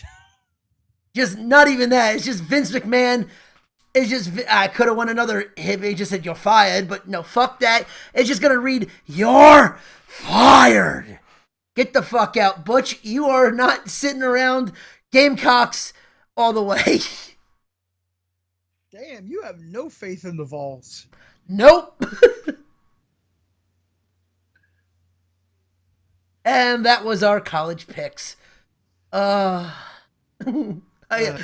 love doing that shit. I love doing Vince McMahon's voice for some reason. All right, let's get to this dumpster fire. Oh, God. The Giants are a dumpster fire. Yeah. Odell breaks his... Turned. Marshall and Odell both break their fucking legs. See, this is where the my leg would be perfect, but... I know. My leg! My cabbages! All right, so I guess holy shit! Start yeah, off. let's just get into the Giants. Fuck it. All right. First off, broken foot disease has stricken New York. Broken ankle disease. It's not only did Odell catch it, also Brandon Marshall caught it. And also, didn't Shepard catch it? Shepard catch it too? Also Sterling Shepard caught it, but he's day to day. No, he's still safe. You know, just the fact that they're praying to God that they're wishing they didn't get rid of Victor Cruz. He's day to day. Wait. Shepard is day to day, so there's some positivity there. Odell. Anyone doing DraftKings, if you need a tight end, go for the Giants. They're gonna have 3 of them playing. Jesus Christ. Go for the Giants, because he's gonna be throwing to his freaking tight ends like it's no tomorrow. I'm surprised they didn't bring back Will Tye. They just signed somebody. Yeah, they signed Tavares King. They signed Travis King. Yeah, they signed Travis Rudolph from the practice squad. So those are the receivers now. Yay! The Dwayne Poe or Darius Poe is back with Roger Lewis. These are our wide receivers. They scare nobody. Hey. That's what they said about the Jets. But the Jets have Jermaine Kearse. He's good. The Jets, they're fucking 3-2. I can't believe I'm saying that. The Jets are tied for first. I know, and Jermaine Kearse is a damn good receiver. Yes, he is. So all right, anyway. Yeah, so broken ankle disease, sorry. Apparently people are blaming Eli Apple for everything under the sun with the defense, even though Eli Apple is not the cause. Eli Apple is not the cause. Like the 2 touchdowns that Melvin Gordon had, Eli Apple was on Keenan Allen. Yeah. The one the tight end had, Eli Apple was on the other side of the field. Oh, but you know, no one's gonna pay attention to that. Well, you know, Giants fans when they're losing are dumb as shit, except for some of us. Except for football fans, you know. Yeah, you know, people that actually know football, that know the Giants need to run the ball now, and it makes sense to run the ball because if you have a line that is having problems and they can't get their blocks because they're always on their heels, then run the ball. Let them be aggressive and, you know, impose their will. Because once you start to beat up the defensive line a little bit, it makes it a lot easier to pass block. Instead of being on your damn heels all day long. Yeah. So that's that. I mean, I can't. Brandon Marshall, you know. Don't throw it to Stoney! So, Don't throw it to Stoney! yeah, he's out with an ankle injury. Now he had surgery today. Beckham had surgery. Dwayne Harris had surgery, and Sterling Shepard is day to day. Good news, day to day. He has not had surgery yet. Yeah, yet. People are, you know, I've heard people say that they need to blow it up. I'm like, why? They're a young team. Just get some more pieces in the draft. Yeah. But if you're wondering if the Giants are going to win this week, no. No. They're going to get blown the fuck out. It is going to be Sunday night. It is going to be Sunday night boredom or Sunday night misery if you're a Giants fan. God, the Thursday games have been fucking better than the Sunday night games. What the fuck's wrong with that? Just enjoy. All I got to say, if you're a Giants fan this Sunday night, just enjoy the game. Try not to get too bent out of shape because we're going to be 0-6. It is going to happen. Because I don't see the Giants going into Denver and getting a win. Yeah. And the thing is, like, it wasn't enough for us to lose. We had to make sure our season was over. I mean, also the fact that might have been the worst 5 minutes of football the Giants have ever played. And anybody can lose. We made sure our season was over. Anybody could lose. We want to lose our receivers. We want to lose our tight end. We want to lose everybody. Yeah, if we're gonna blow up, we're just gonna blow the fuck up. If we're gonna lose, we're gonna give us a good excuse why we're losing. Everybody gets hurt. I mean, the fact that Odell, that sucks. That high ankle fracture is just, that's bad. Yeah, but they said he can make a 100% recovery. So that's news. There's a light there. Yeah, there's good news. But here's the thing: how much of this season? Now it doesn't really matter. But within the first 5 games, how much can you blame on their offense? Good. Oh, whoa, what the hell?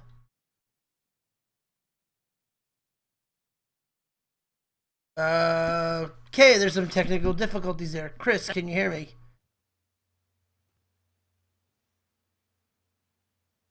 Defensive ineptitude. There we go. Blamed for. All right, defensive ineptitude could be blamed for the Bucs loss mostly. So I'll go 4 on the offense. Because the offense, they finally came to life against Philly, but they really were doing nothing. Yeah. No. People want Ben Wackadoo fired. I know everybody wants Wackadoo fired, and they might get their wish. I don't know. But with Beckham out, I don't think it's going to happen. I think McAdoo's at least for one more season. I want McAdoo to actually learn how to lean on the run and use the run.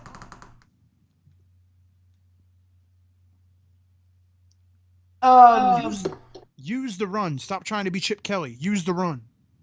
Yeah. All right, let's run through these games from last week. The Thursday game. New England just squeaked by with a victory. I told you Tampa Bay was not going to beat New England. If he held that ball a little longer, that was a terrible pass for the last play of the game, but he could have easily gotten into the end zone for that. But he didn't, and New England escaped. Escape. That's the word. They escaped. Right. We both did take New England. I didn't take Tampa for that. Cincinnati beat Buffalo 20-16. We both took you took Cincy, I took Buffalo. Told you. Yeah. Jets beat Cleveland. Yeah, I think we both had that one. Yeah, that was another solid game. I was gonna say, at least it wasn't like fucking Jacksonville where they were almost blowing it. The Detroit Lions lose to the Carolina Panthers 27-24. I took Detroit, you took Carolina. Yep. I'm looking good. Tennessee lost to Miami. Okay, we got that one wrong. We both took Tennessee.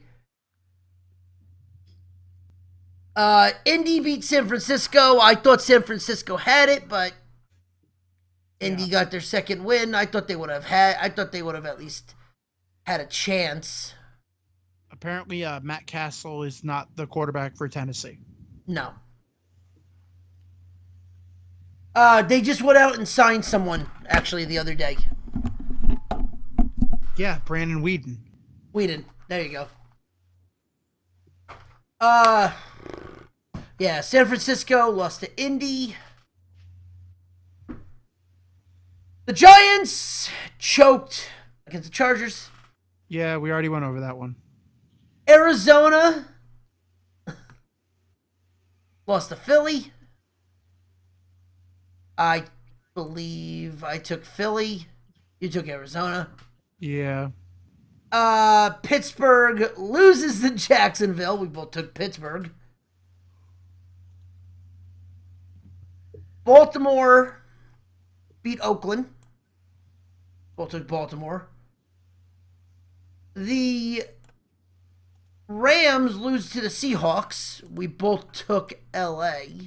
Yeah, who would have thought that one happened? Yeah. The Green Bay Packers beat the Cowboys in a great game. Yeah, I think we both took Green Bay. Yes, we did. Unbeaten Kansas City Chiefs will stay unbeaten. And can we just say, I feel so bad for Houston right now. Dude, Watson was awesome. I mean, for the longest time, Houston had a defense. They didn't have a quarterback. Now they have a quarterback and they don't have a defense. Yeah, I feel so bad for fucking JJ. JJ Watt breaking his leg, being out for the entire season. That sucks. What the hell is up with like leg injuries for that Sunday? No leg injury. But it's now we're getting to the part of the season where all the wear and tear is starting to finally kick in. Yeah. From no one running, from no one doing training camp and stuff like that. Yeah. It's now getting to the point where everyone's starting to finally feel it. And I mean, Odell was a freak of nature. Odell getting hurt was one of those where it was like, he had a high ankle sprain, it just got re-aggravated, and it ended up breaking. Damn. It might be a blessing in disguise that Marshall got hurt. Oh, yeah. What the fuck is it? Don't throw the stone at! There it is. So, oh yeah, also the Bears. The Bears and Minnesota wins, but not without losing. It looks like they've lost, for at least this week, Bradford. They've lost Sammy Sleeves. And they lost Sleeves too. But it looks like Bradford is not going to be playing next week. All right, when I said Sammy Sleeves, Oh, Bradford. Yeah. But it looks like he's not playing. It looks like, what's his name is taking over for him? Case Keenum. Casey. Yep. This should be interesting. But now they're actually talking about when is Teddy Bridgewater going to be back? Next year. That's what I've been hearing, but people are saying that he might be back sooner. I don't know about that. I would not rush that. I would not rush him. Neither would I. Trubisky looked okay. I mean, he's got a while to go, but he had an okay outing. Especially on a team that has nothing. Yeah, I mean, hell, at least it was an entertaining game. Yeah. Oh. All right, you want to get into these picks? Yeah. The Thursday night game. Philadelphia travels to Carolina. I think Cam's back. I'm going Carolina. Even with Cam back, I think Philly is riding too much of a hot hand. I think Philly. All right. We disagree. Hey, that's half the fun of the show. Yep. The Miami Dolphins travel to Hotlanta, where they do not sell crispy chicken on Sundays. Am I taking Miami? Hell no. Oh, no.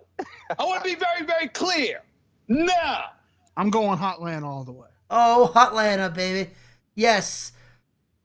Oh, Trubisky's second test, it will be against Baltimore. In Baltimore. Give me the Ravens. Yeah, does he improve?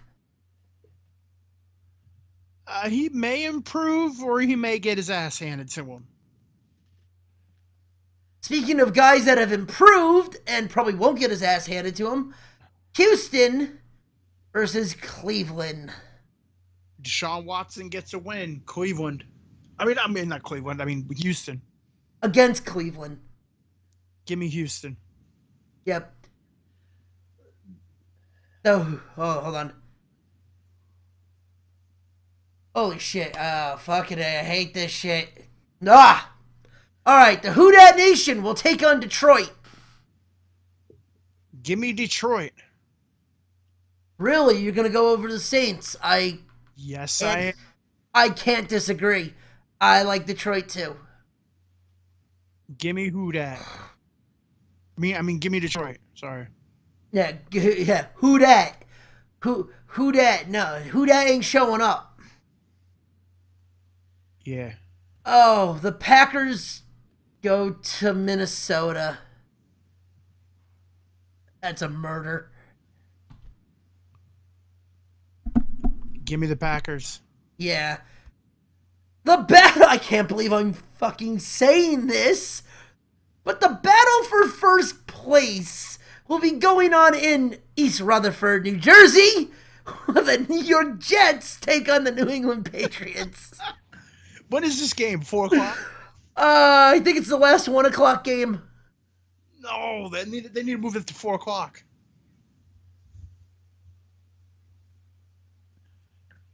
Get ready. Get ready.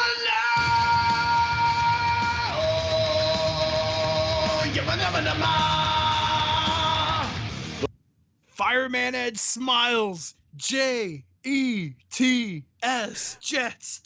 Jets. I can't go against my team. I have to take my Jets. What the fuck am I doing? I'm taking the Jets to be in first place after week 6. I'm out of my fucking mind. Dude, in the preview, you thought the Jets would be 1-6 by now, or 1-5 by now. No, I said at most they would have won 2 games. Yeah. And that was Buffalo, or not Buffalo, that was Jacksonville and Cleveland. I got both of them right. I was not expecting them to beat Miami. It's insane. And the fact that, what is up with New England? New England's turned fucking human all of a sudden. And New England's defense can't stop anyone. the only thing that has an issue here is the fact that New England is playing on the road, and they are unbeaten on the road right now. Damn. Because both their losses came at home, which is another astonishing fact.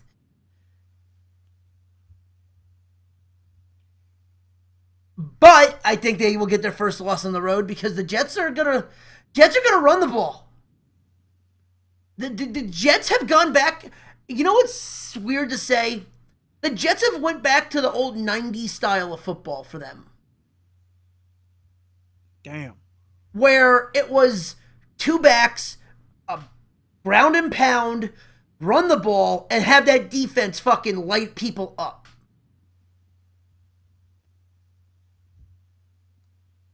And that's kind of what we're back to. And the last time the Jets had a game like that, I'm never saying they're going to do this again, they went to the championship game. There you go.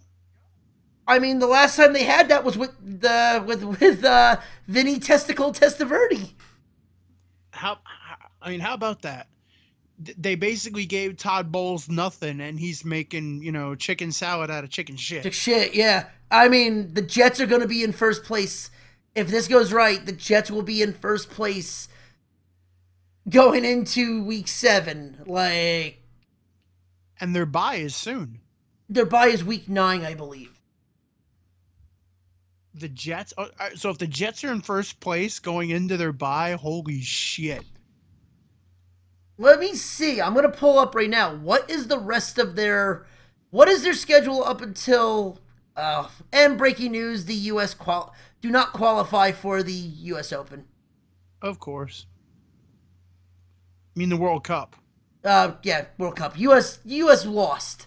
Put it that way. The U.S. just lost. U.S. soccer is horrible, so whatever. Yep. Okay, so here we go. The Jets right now. They're at Miami. They could win that game. They are. Okay, the 15th is against the Patriots, so the 22nd is at Miami. Okay. 29th, which I will be going to, will be home against the Falcons. The Falcons are wishy-washy. Who knows? I mean, I think now the fact that the crowd is going to be awake for that.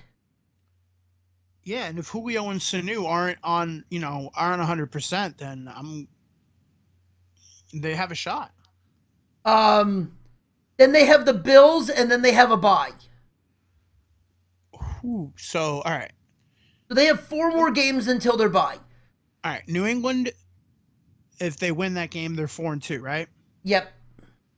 They beat Miami 5-2. Atlanta, I'll give them. They could go. They could be 6-3 by their bye. They could be 6-3 or 5-4 by the bye. That's ridiculous. And you know what though? 5 wins for them is a successful season. They could be 6-3 though going into the bye.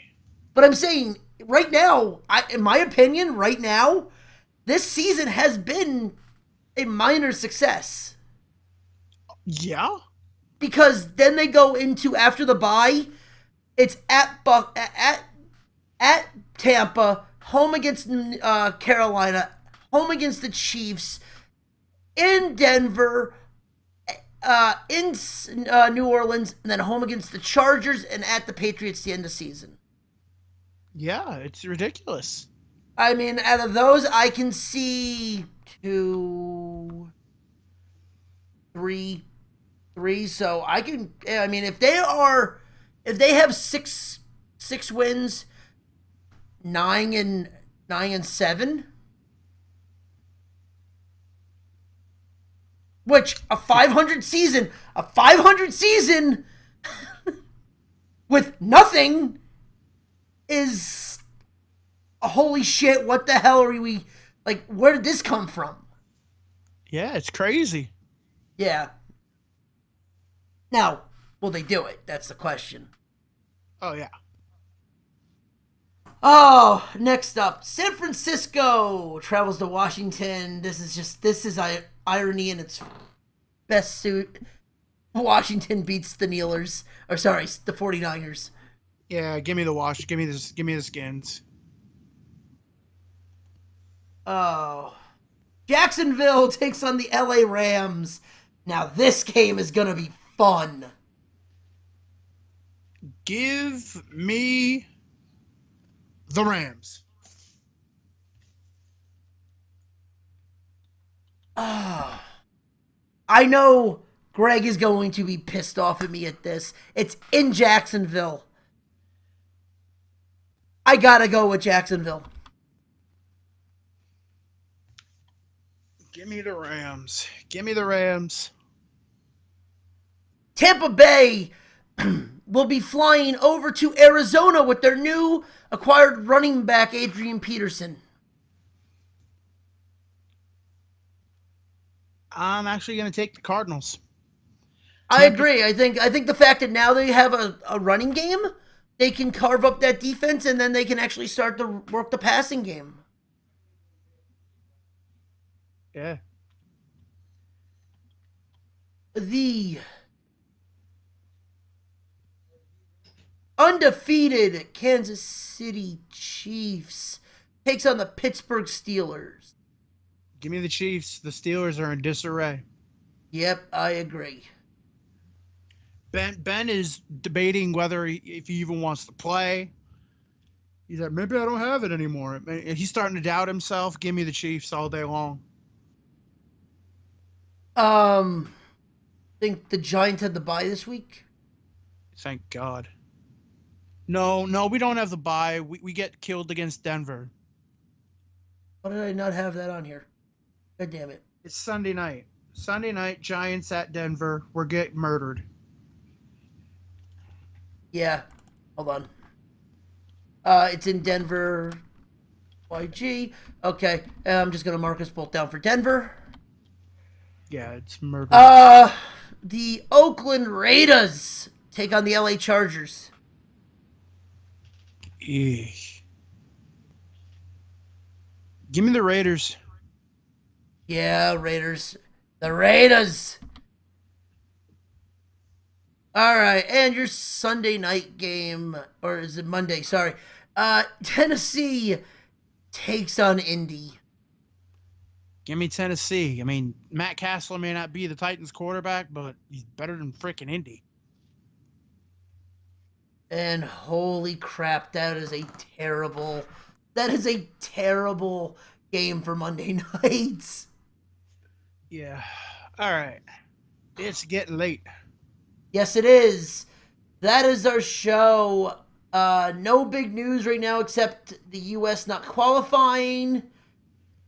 The Jets by this time next week could be the number one team in the AFC East. And that's that. And that's that. With that being said, I'm F and Ronnie. Follow me on Twitter at the Nerdport or at F and Ronnie. Follow us on Twitch, which we are live on now at the Nerdport. Follow us on YouTube, which is going up to right after this.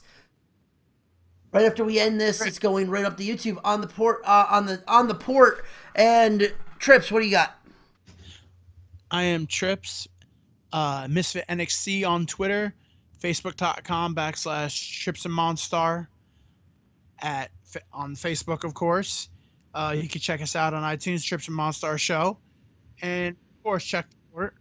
And Trips and Monstar Show will be on Thursday, because Monstar's watching Mr. Robot, so we have something else to talk about on Thursday.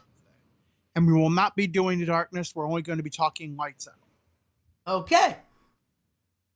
There it is. All that news confirmed. There it is. Enjoy American Horror Story. I will talk to y'all later. See you next week. All right, peace.